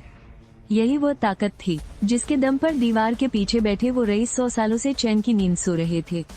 यही है आसमान का कहर। और उधर कंट्रोल रूम में इस पूरे सिस्टम को ऊपर आता देख लूजे के चेहरे पर एक पागलपन वाली खुशी फिर से लौट आई। उसने झटके से माइक छीना और नीचे खड़े तुम्हारी तरफ पागलों की तरह चीखने लगा, शेन बेई, कचरे के ढेर से रेंगकर बाहर निकले हुए कीड़े, देखा तूने? इसे कहते हैं हम अमीरों की असली ताकत। यही इस दुनिया का उसूल है। तू अकेला चाहे जितना भी ताकतवर क्यों न हो, उससे क्या?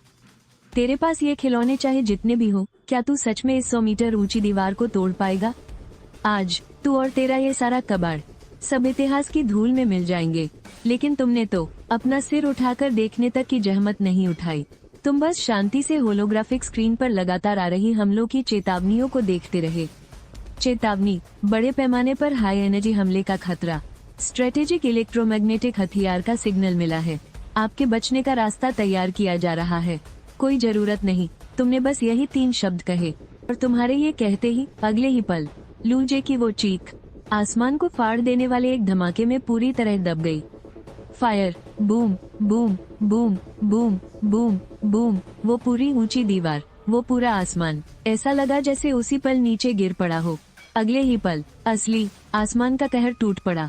360 भारी तोपों ने एक साथ आग उगली, हजारों बड़े बड़े हाई एक्सप्लोसिव गोले नारंगी रंग की आग की पूंछ छोड़ते हुए। मौत की उल्कापिंडों की बारिश की तरह तुम्हारी मशीनी सेना पर बेरहमी से बरस पड़े। और तभी दीवार के बिल्कुल बीच में लगी वो इलेक्ट्रोमैग्नेटिक रेलगन। उसने भी उसी वक्त एक ऐसी तेज रोशनी फेंकी जिससे आंखें ही अंधी हो जाएं। शुनू, कोई धमाका नहीं हुआ, सिर्फ हवा को चीरने वाली एक तेज आवाज आई। उस नुकीले धातु के गोले को आवाज की गति से 20 गुना ज्यादा खतरनाक रफ्तार दे दी गई थी। एक सफेद शॉकवेव का रास्ता बनाते हुए वो गोला सीधा उन 10 बर्सिकर मेका रोबोट्स के बिल्कुल बीचों बीच जा लगा।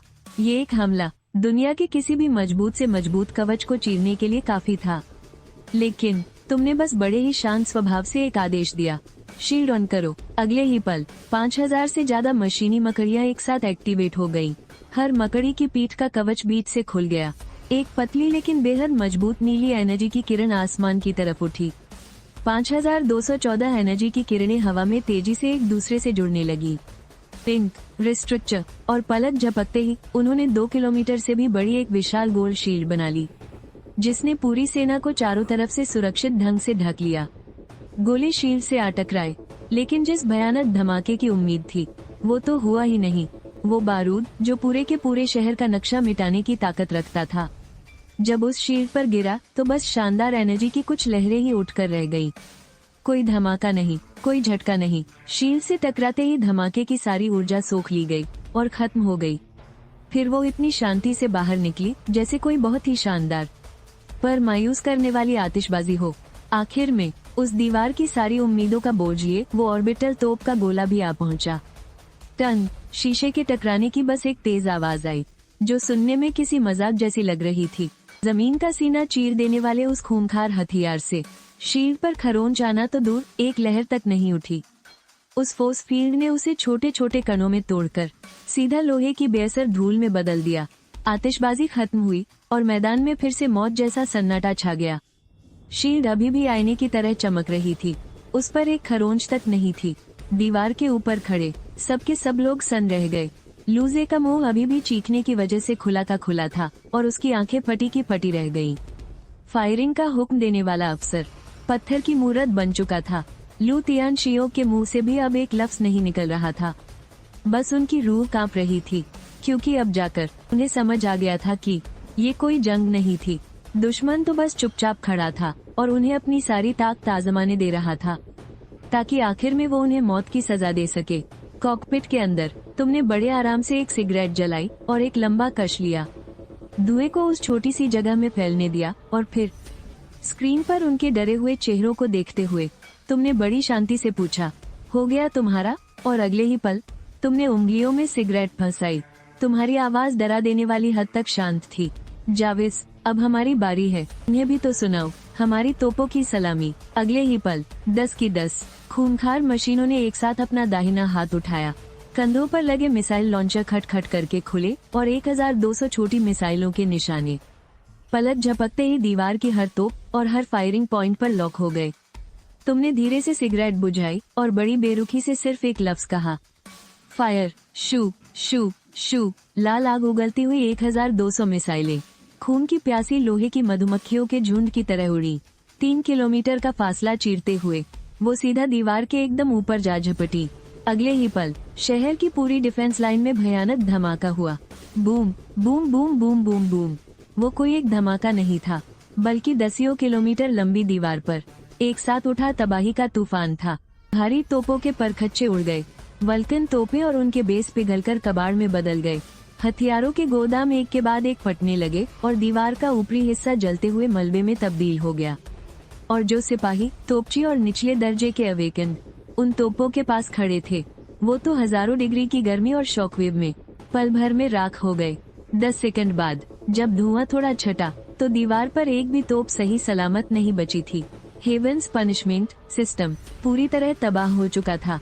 जो लोग जिंदा बचे थे वो दीवार पर ही बेजान होकर गिर पड़े थे।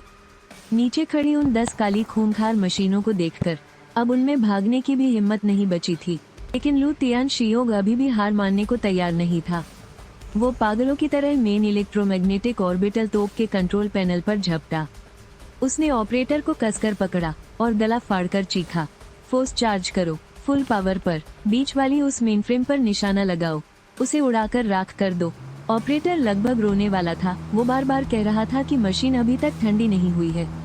जबरदस्ती चालू करने से ऑर्बिटल कैनन ओवरलोड हो जाती, लेकिन लू तियानशियोंग ने एक न सुनी। उसकी आंखें खून जैसी लाल हो रही थी और वो बस एक ही शब्द चिल्ला रहा था, उड़ा दो। और फिर वो ऑर्बिटल कैनन, जिसे अभी ठंडा होना चाहिए था, उसे फिर से जबरदस्ती चालू कर दिया गया। 100 मीटर लंबी उस तोप के बीच नीली बिजली तेजी से इकट्ठा होने लगी। आसपास की हवा में बिजली की गड़गड़ाहट गूंजने लगी और तबाही मचाने वाला वो निशाना फिर से ठीक बीच वाले रैम्पेजर पर लॉक हो गया। लेकिन तुम बिल्कुल नहीं घबराए, क्योंकि तुम्हारी रणनीति पहले से ही तैयार थी। ऑर्बिटल कैनन के पूरी तरह चार्ज होने से ठीक एक पल पहले पीछे खड़े वो 800 बख्तरबंद लड़ाकू भेड़िए अचानक हरकत में आ गए। वो आगे नहीं बढ़े, बल्कि पलक झपकते ही चारों तरफ फैल गए। वो जिगजैग तरीके से दीवार के दोनों तरफ तेजी से दौड़ने लगे और साथ ही उनके कंधों पर लगी वल्कन तोपे किले की दीवार पर अंधाधुंध गोलियां बरसाने लगी। उन्होंने जानबूझकर बहुत ज्यादा शोर मचाया और उसी पल सबका ध्यान भटक गया। ऑपरेटर की नजर भी अनजाने में बगल की तरफ चली गई। निशाना सेट करने वाले उसके हाथों में बस कुछ ही मिलीसेकंड की देरी हुई और इस जरा सी देरी ने सीधा सब कुछ तबाह कर दिया। फायर शू, एक भयानक नीली रोशनी ने जमीन और आसमान को चीर कर रख दिया। वो इंसानी आंखों की पहुंच से भी तेज रफ्तार से आगे बढ़ी, लेकिन अफसोस, निशाना चूक गया। वो बीच वाले मेनफ्रेम पर नहीं लगी, बल्कि उसे छूते हुए तेजी से दौड़ते हुए भेड़ियों के झुंड पर जा गिरी और जमीन पर कई हजार मीटर लंबी एक गहरी और भयानक खाई बन गई। 10 से ज्यादा मैकेनिकल भेड़िए और रास्ते में आने वाली हर चीज उस रोशनी से पल भर में राख हो गई। उनका एक तिनका भी नहीं बचा। उस तोप की ताकत सच में खौफनाक थी, लेकिन किस्मत से निशाना खाली चला गया और ये उस ऊंची दीवार का आखिरी ट्रम्प कार्ड था। तुम जाहिर तौर पर इस मौके को हाथ से जाने नहीं देते। तोप के चलने के झटके और धमाके से पूरी दीवार अभी भी कांप रही थी, और तुम्हारी सेना ने इस छोटे से मौके का फायदा उठाया और एक काले सैलाब की तरह उन पर टूट पड़ी। 5000 मैकेनिकल मकड़ियां और 10 भारी बख्तरबंद मेचा पल भर में दीवार की जड़ तक पहुंच गए। पूरे 10। वो एक लाइन में ऐसे खड़े हो गए जैसे काले रंग के 10 बड़े पहाड़ हों। उन सबने अपनी विशाल लाल आंखें एक साथ ऊपर उठाई और उस 100 मीटर ऊंची दीवार को घूरने लगे। दीवार के ऊपर खड़े कुछ लोग अभी भी खुद को तसल्ली दे रहे थे और कह रहे थे, दीवार इतनी ऊंची है, दुश्मन के पास उड़ने वाली कोई चीज नहीं है, वो ऊपर नहीं आ सकते। लू तियानशियोंग भी जैसे डूबते को तिनके का सहारा ढूंढ रहा था। उसने चिल्लाकर सबसे बंदूकें और ग्रेनेड उठाने को कहा, डटे रहो जब तक कि डिवाइन पनिशमेंट मशीन ठंडी नहीं हो जाती। लेकिन तुमने बड़े शांत स्वर में आदेश दिया, मकड़ियों का झुंड दीवार पर चढ़ो। अगले ही पल हर एक मैकेनिकल मकड़ी के पैरों से छोटे छोटे इलेक्ट्रोमैग्नेटिक हुक बाहर निकल आए और फिर सर सर सर सर 5000 से ज्यादा वो मैकेनिकल मकड़ियां गुरुत्वाकर्षण की धज्जियां उड़ाते हुए उस चिकनी और सीधी खड़ी दीवार पर चींटियों की तरह तेजी से ऊपर चढ़ने लगी। ये कोई आम चढ़ाई नहीं थी, बल्कि ये एक ऐसा काला सैलाब था जो आसमान की तरफ बह रहा था। उनकी अनगिनत चमकती लाल आंखें मौत के लाल तारों की तरह खौफनाक लग रही थी। वो उस भूरी दीवार पर तेजी से फैल रही थी। ऐसा लग रहा था मानो खुद नर्क उस ऊंची दीवार पर चढ़कर आ रहा हो। दीवार के ऊपर दुश्मन से भिड़ने वाला सबसे पहला इंसान टियर 2 का एक पीक अवेकन था। उसने किनारे पर पहुंचने वाली पहली मैकेनिकल मकड़ी पर अपनी तलवार से जोरदार वार किया। हवा की धार उसकी तलवार पर लिपटी हुई थी। साफ था कि वो मकड़ी के पैरों के जोड़ों को काटना चाहता था, लेकिन हैरानी की बात थी कि उस मकड़ी ने बचने की कोशिश ही नहीं की। बस उसने अपनी वो खूनी लाल आंख उठाई और चमक पल भर में एकदम पुल हो गई। और अगले ही सेकंड बूम, उस अवेकेन के ठीक सामने एक आंखें चुंदिया देने वाला आग का गोला फटा।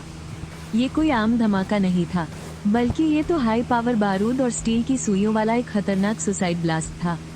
वो लेवल 2 का अवेकेंड अपनी एनर्जी शील्ड के साथ वहीं के वहीं खाक हो गया।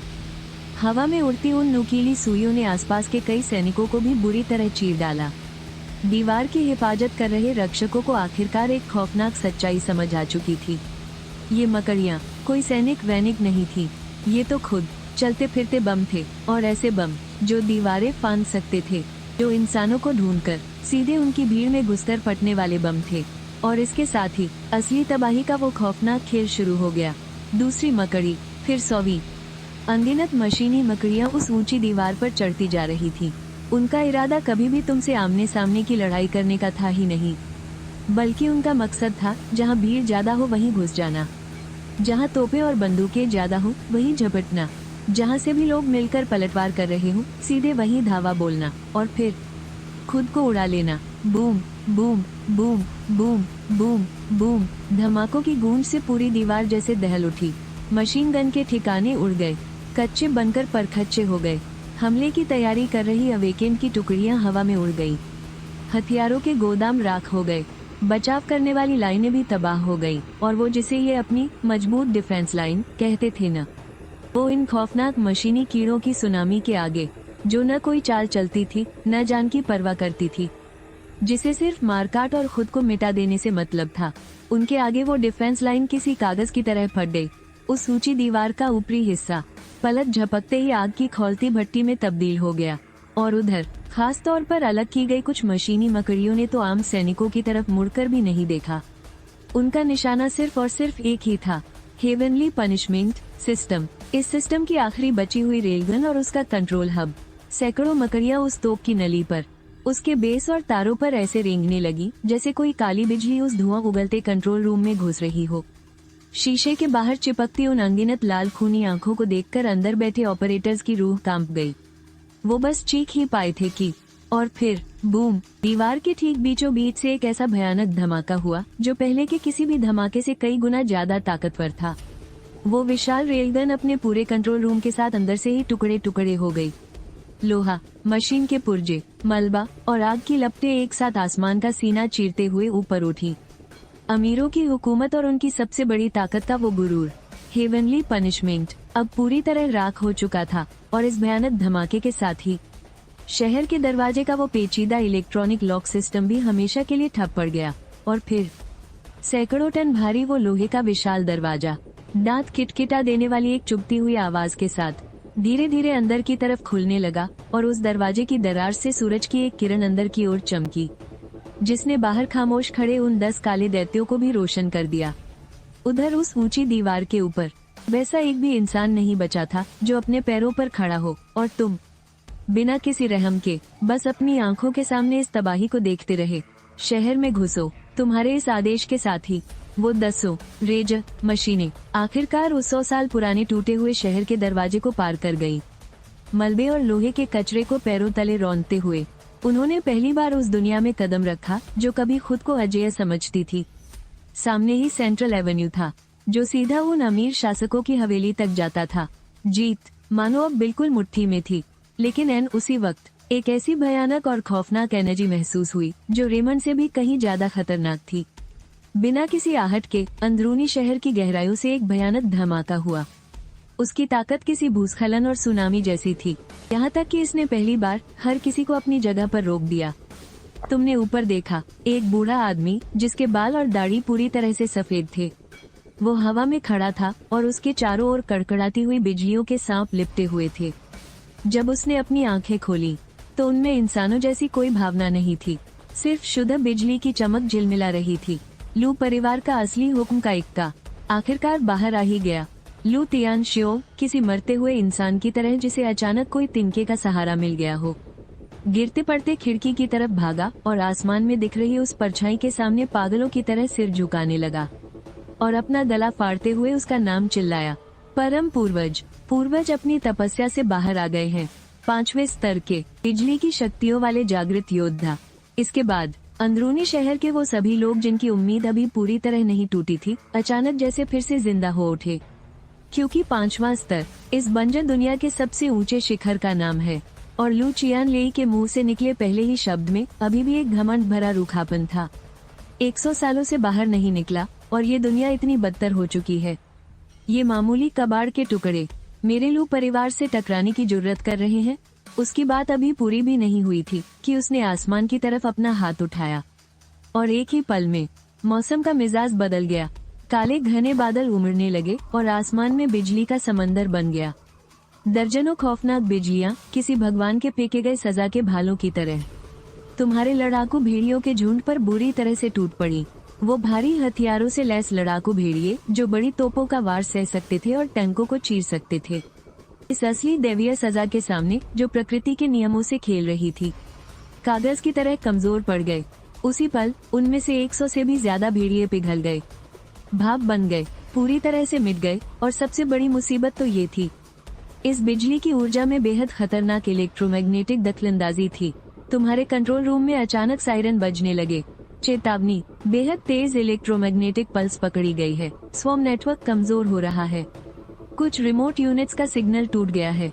ये पहली बार था जब तुम्हारे माथे पर सच में सिलवटें पड़ी, क्योंकि 5वां स्तर अब उस चीज से टकरा रहा था जिसका सामना करना मशीनी सेना को बिल्कुल पसंद नहीं था। एक ऐसा इलेक्ट्रोमैग्नेटिक दबाव जिसे रोक पाना नामुमकिन था, और वहीं आसमान की ऊंचाइयों में। लू चियानले भी अब तुम्हें यानी इस सेना के मास्टरमाइंड को खत्म करने की पूरी तैयारी में था। उसने अपनी मुट्ठी भींची और पूरी तरह से बिजली से बना 10 मीटर लंबा एक खौफनाक भाला धीरे धीरे आकार लेने लगा। विनाशकारी ऊर्जा का वो कहर सीधा तुम्हारे मेन कंप्यूटर की तरफ था। साफ दिख रहा था कि वो एक ही वार में तुम्हारा खेल खत्म करना चाहता था। लेकिन ठीक उसी पल तुम घबराए नहीं, बल्कि तुम मुस्कुरा दिए। वो एक पागलपन भरी और जुनूनी मुस्कान थी। 5वां स्तर, बहुत बढ़िया, बलि चढ़ाने के लिए एकदम सही शिकार है। अगले ही पल तुमने सीधा अपना हाथ कंट्रोल पैनल पर रख दिया और एक के बाद एक कमांड देने लगे। रिजर्व में रखे सारे एनर्जी क्रिस्टल खर्च कर दो, जीते गए सारे सामान को ऊर्जा में बदल दो, 10 पेजर्स की सारी सुरक्षा पाबंदियां हटा दो। और फिर तुमने बेहद ठंडी आवाज में कहा, जाविस, आखिरी प्रोटोकॉल चालू करो, टाइटन फ्यूशन। और ठीक उसी वक्त लू चियानले के हाथ से भी वो बिजली का भाला छूट गया। नीले रंग की खौफनाक बिजली आसमान चीरती हुई नीचे आ गिरी, एकदम सटीक निशाना लगाकर बगल वाले एक बरसिका के सीने को आर पार कर दिया। लेकिन जैसा सोचा था वैसा कोई बड़ा धमाका नहीं हुआ, बल्कि वो छिदा हुआ मेका मोम के पुतले की तरह पिघलने लगा। पिघलना नहीं, बल्कि टूटने लगा। अरबों चांदी जैसे धातु के कणों में टूटकर वो एक लिक्विड सैलाब में बदल गया और पागलों की तरह बीच वाले मेन मेका की तरफ बहने लगा। और तभी बाकी बचे हुए 8 मेका ने भी एक साथ काम करना बंद कर दिया। उनकी इकलौती आंख बुझ गई और फिर सबके सब एक साथ बिखर गए। 8 लिक्विड मेटल के तूफान आसमान की तरफ उठे और चारों तरफ से आकर चिपकने और लिपटने लगे। ठीक उस बीच वाले मेका के ऊपर धातु के जुड़ने की ऐसी कान फोड़ू आवाज आई कि जो मेका पहले 10 मीटर का था वो देखते ही देखते पागलों की तरह बड़ा होने लगा। 15 मीटर, 25 मीटर, 30 मीटर और आखिरकार जब वो सारा मेटल का सैलाब पूरी तरह से आपस में मिल गया, एक 30 मीटर ऊंचा पहाड़ जितने चौड़े कंधों वाला, पूरे शरीर पर गहरे लाल रंग का भारी कवच पहने, पीठ पर 6 खूंखार मेटल के बड़े बड़े पंख लिए और सीने में एक खौफनाक लाल रंग की बड़ी सी आंख जड़े हुए एक खौफनाक टाइटन शांति से जमीन पर खड़ा था। वो वहाँ खड़ा था तो ऐसा लग रहा था मानो आसमान भी उसके सामने थोड़ा झुक गया हो। और तुम उस और भी ज्यादा चौड़ी किसी सिंहासन जैसी दिखने वाली पायलट सीट पर बैठकर हवा में तैर रहे उस लेवल 5 के थंडर कल्टीवेटर की तरफ सिर उठाकर देख रहे थे, जो अभी कुछ देर पहले तक बहुत उड़ रहा था। लाउडस्पीकर से एक बेहद ठंडी, भारी भरकम और रोबोटिक आवाज पूरे शहर में गूंज उठी। लेवल 5, क्या तू इसे कबाड़ कहता है? उस पल पूरे शहर में सन्नाटा छा गया और लू चियानले के चेहरे की हवाइयां भी पहली बार सच में उड़ गईं। जाहिर है वो अपने सामने का ये नजारा बर्दाश्त नहीं कर पा रहा था, इसलिए उसने तुरंत अपने डर को एक भयानक गुस्से में बदल दिया। वो दहाड़ते हुए अपनी पूरी ताकत की आखिरी हद तक पहुंच गया और एक बार फिर मौसम का मिजाज बदल दिया। आसमान से बिजलियों का पूरा समंदर ही जैसे नीचे गिर पड़ा। सैकड़ों हजारों बिजली के ड्रैगन आपस में मिलकर 1000 मीटर के दायरे में फैलने वाले बिजली के झरने में बदल गए। ऐसा लग रहा था जैसे स्वर्ग का कोई कहर सब कुछ राख कर देने वाला हो और वो सीधा टाइटन के सिर पर आ गिरा। लेकिन टाइटन ने तो अपना हाथ तक नहीं उठाया। मक्खी के पंख जितनी पतली एक गहरे लाल रंग की एनर्जी शील्ड चुपचाप सामने आ गई और फिर वो सारी बिजलियां ऐसे गायब हो गई जैसे कोई छोटी सी नदी किसी बड़े समंदर में मिल जाती है। वो शील्ड पर गिरी लेकिन एक छोटी सी लहर भी नहीं उठा पाई और पूरी की पूरी सोख ली गई, निगल ली गई, बदल दी गई। पायलट केबिन के अंदर सिस्टम की आवाजें लगातार गूंजने लगी। High power energy received, conversion rate 99.8%। Energy reserve तेजी से भर रहा है, रिजर्व फुल हो चुका है। एक्स्ट्रा एनर्जी वेपन सिस्टम में ट्रांसफर की जा रही है। तुम हवा में लटके उस चेहरे को देख रहे थे जो पहले गुस्से में था, फिर कंफ्यूज हुआ और अब खौफ से पीला पड़ गया था। तुमने बहुत हल्के से अंदाज में कहा, बढ़िया पावर बैंक है। और फिर तुमने टाइटन का दायां हाथ उठाया। अगले ही पल 100 मीटर लंबी गहरे नीले रंग की प्लाज्मा ब्लेड झटके से बाहर निकल आई। जैसे ही वो लेजर तलवार बनी, उसके आसपास की हवा उस भयंकर गर्मी से जलने लगी। हवा कांपने लगी, नीचे की जमीन तक पिघलकर लाल रंग के शीशे जैसी होने लगी। लू चेनलेई को उसी पल असली मौत का खौफ महसूस हो गया। अब उसे अपनी इज्जत की कोई परवाह नहीं थी। वो मुड़ा और बिजली की तरह भागने ही वाला था, लेकिन अफसोस, बहुत देर हो चुकी थी। टाइटन ने तो बस मच्छरों को भगाने की तरह अपनी 100 मीटर लंबी प्लाज्मा तलवार को यूं ही घुमा दिया। कोई धमाका नहीं हुआ, बस एक गहरी नीली चमक उठी और पल भर में गायब हो गई। अगले ही पल आसमान फट गया। वो पूरा बिजली का इलाका मक्खन की तरह 2 टुकड़ों में कट गया। काले बादलों के बीच आसमान में एक बहुत बड़ी दरार नजर आने लगी, और ठीक उस दरार के नीचे लू परिवार की 200 मीटर ऊंची मशहूर इमारत से भी खौफनाक चरमराने की आवाज आने लगी। फिर वो इमारत एक शीशे जैसे चिकने तिरछे कट के सहारे धीरे धीरे नीचे खिसकने लगी, और फिर बूम, देर से आया वो भयंकर धमाका पूरे शहर में गूंज उठा। एक ही वार में बादल कट गए, इलाका फट गया, इमारत टूट गई। लू चेनलेई ने अपनी छाती पर तलवार की हवा से जले हुए निशान को देखा। उसकी चमड़ी तक छिल गई थी और खून रिस रहा था। बस बाल बाल बचा था वो, वरना उसकी मौत पक्की थी। इस पल एक लेवल 5 के ताकतवर योद्धा का उसका सारा घमंड चकनाचूर हो चुका था। अब उसके अंदर सिर्फ और सिर्फ खौफ बचा था। इसलिए बिना कुछ सोचे समझे वो तुरंत बिजली बनकर जान बचाने के लिए प्रतिबंधित इलाके की तरफ भाग निकला। वो भाग गया, लू परिवार का सबसे बड़ा योद्धा, लेवल 5 का बिजली वाला योद्धा, पूरे शहर की नजरों के सामने किसी डरपोक कुत्ते की तरह दुम दबाकर भाग गया। लेकिन तुमने उस बिजली को देखकर बस शांत स्वर में कहा, भागना चाहते हो? अगले ही पल तुमने अपना हाथ उठाया और इशारा किया, जाविस, निशाना लॉक करो, स्टार डिस्ट्रॉयर मेन तोप चार्ज करना शुरू करो। एक ही पल में टाइटन की छाती पर बनी वो विशाल लाल आंख 10,000 गुना ज्यादा चमकने लगी। एक चुभने वाली सफेद रोशनी उसमें तेजी से इकट्ठा होने लगी। आसपास की जगह भी उस ऊर्जा के दबाव से कांपने और मुड़ने लगी। ऐसा लगा जैसे ये तोप पूरी दुनिया को एक सफेद रोशनी में निगल लेगी। लू चेनलेई पर निशाना पूरी तरह से लॉक हो चुका था, और फिर तुमने फायर बटन दबा दिया। बूम, मानो पूरी दुनिया सुन्न पड़ गई हो। 10 मीटर से भी ज्यादा चौड़ी एक सफेद प्लाज्मा बीम टाइटन की छाती से धमाके के साथ निकली। वो रोशनी जहां से भी गुजरी, हवा, धूल, हर चीज, हर आवाज, सब कुछ मिटाती चली गई। पलक झपकते ही वो बीम जान बचाकर भाग रहे लू चेनलेई तक जा पहुंची। उस लेवल 5 के योद्धा को पीछे मुड़कर देखने का मौका तक नहीं मिला, और उस बीम ने उसके शरीर से लेकर उसकी आत्मा तक को, उसके वजूद से लेकर उसके नाम वो निशान तक को पूरी तरह भाप बना दिया। बंजर जमीन का वो सबसे ताकतवर लेवल 5 का योद्धा इस रोशनी में एक चीख तक नहीं निकाल पाया, और लू चेनलेई को मिटाने के बाद भी वो बीम नहीं रुकी। वो शहर के अंदरूनी हिस्से की तरफ बढ़ती गई। अमीरों की ताकत और रुतबे की निशानी माने जाने वाली उस अभेद्य दीवार से जा टकराई, और फिर एक और खौफनाक नजारा देखने को मिला।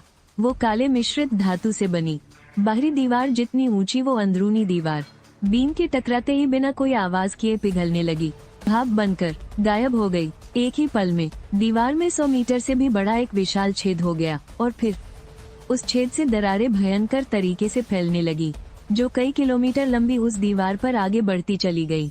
और कुछ सेकंड बाद उस धमाके की भयंकर आवाज गूंज उठी, गड़ गड़ गड़ गड़। पूरी की पूरी भीतरी दीवार की चट्टान अमीर घरानों की 100 साल पुरानी सत्ता के साथ जमीन पर आ गिरी। आसमान तक धूल का गुबार उठ गया, और आधा शहर इस भूरे सन्नाटे में निगल लिया गया। पुरानी दुनिया की इस दीवार को आखिरकार तुमने जड़ से उखाड़ फेंका। लड़ाई के बाद टाइटन वापस से अलग हो गया और अपने 10 रेजर रूप में लौट आया, और तुम अपनी मशीन नंबर 1 को चलाते हुए लू परिवार की हवेली की तरफ बढ़ते रहे। रास्ते के दोनों ओर खड़े बड़े बड़े रईस, उनके अंगरक्षक और नौकर, जो घुटनों के बल गिर सकते थे वो गिर पड़े, और जो छिप सकते थे वो खौफ से कांप रहे थे।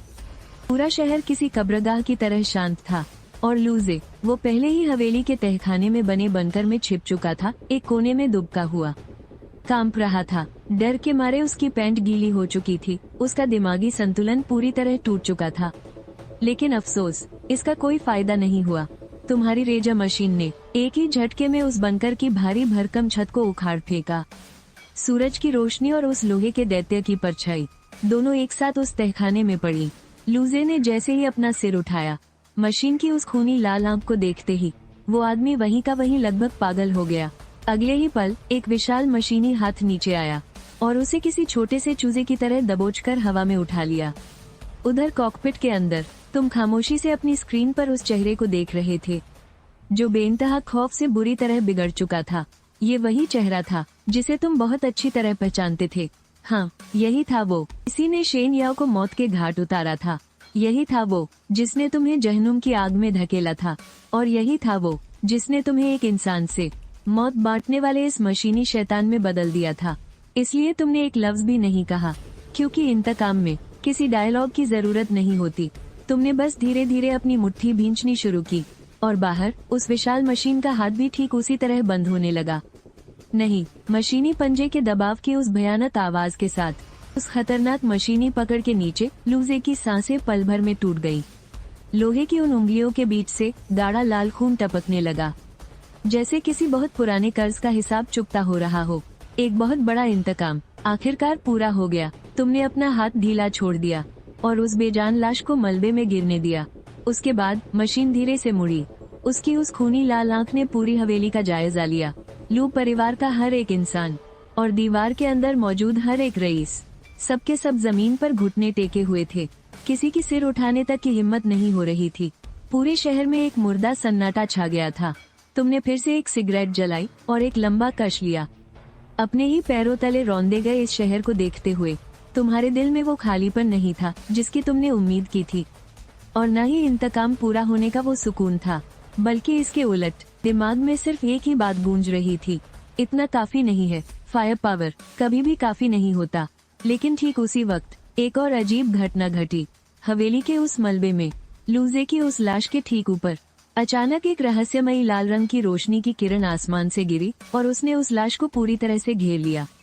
अगले ही पल जाविस का अलार्म इतनी तेज आवाज में बजने लगा जितना पहले कभी नहीं बजा था।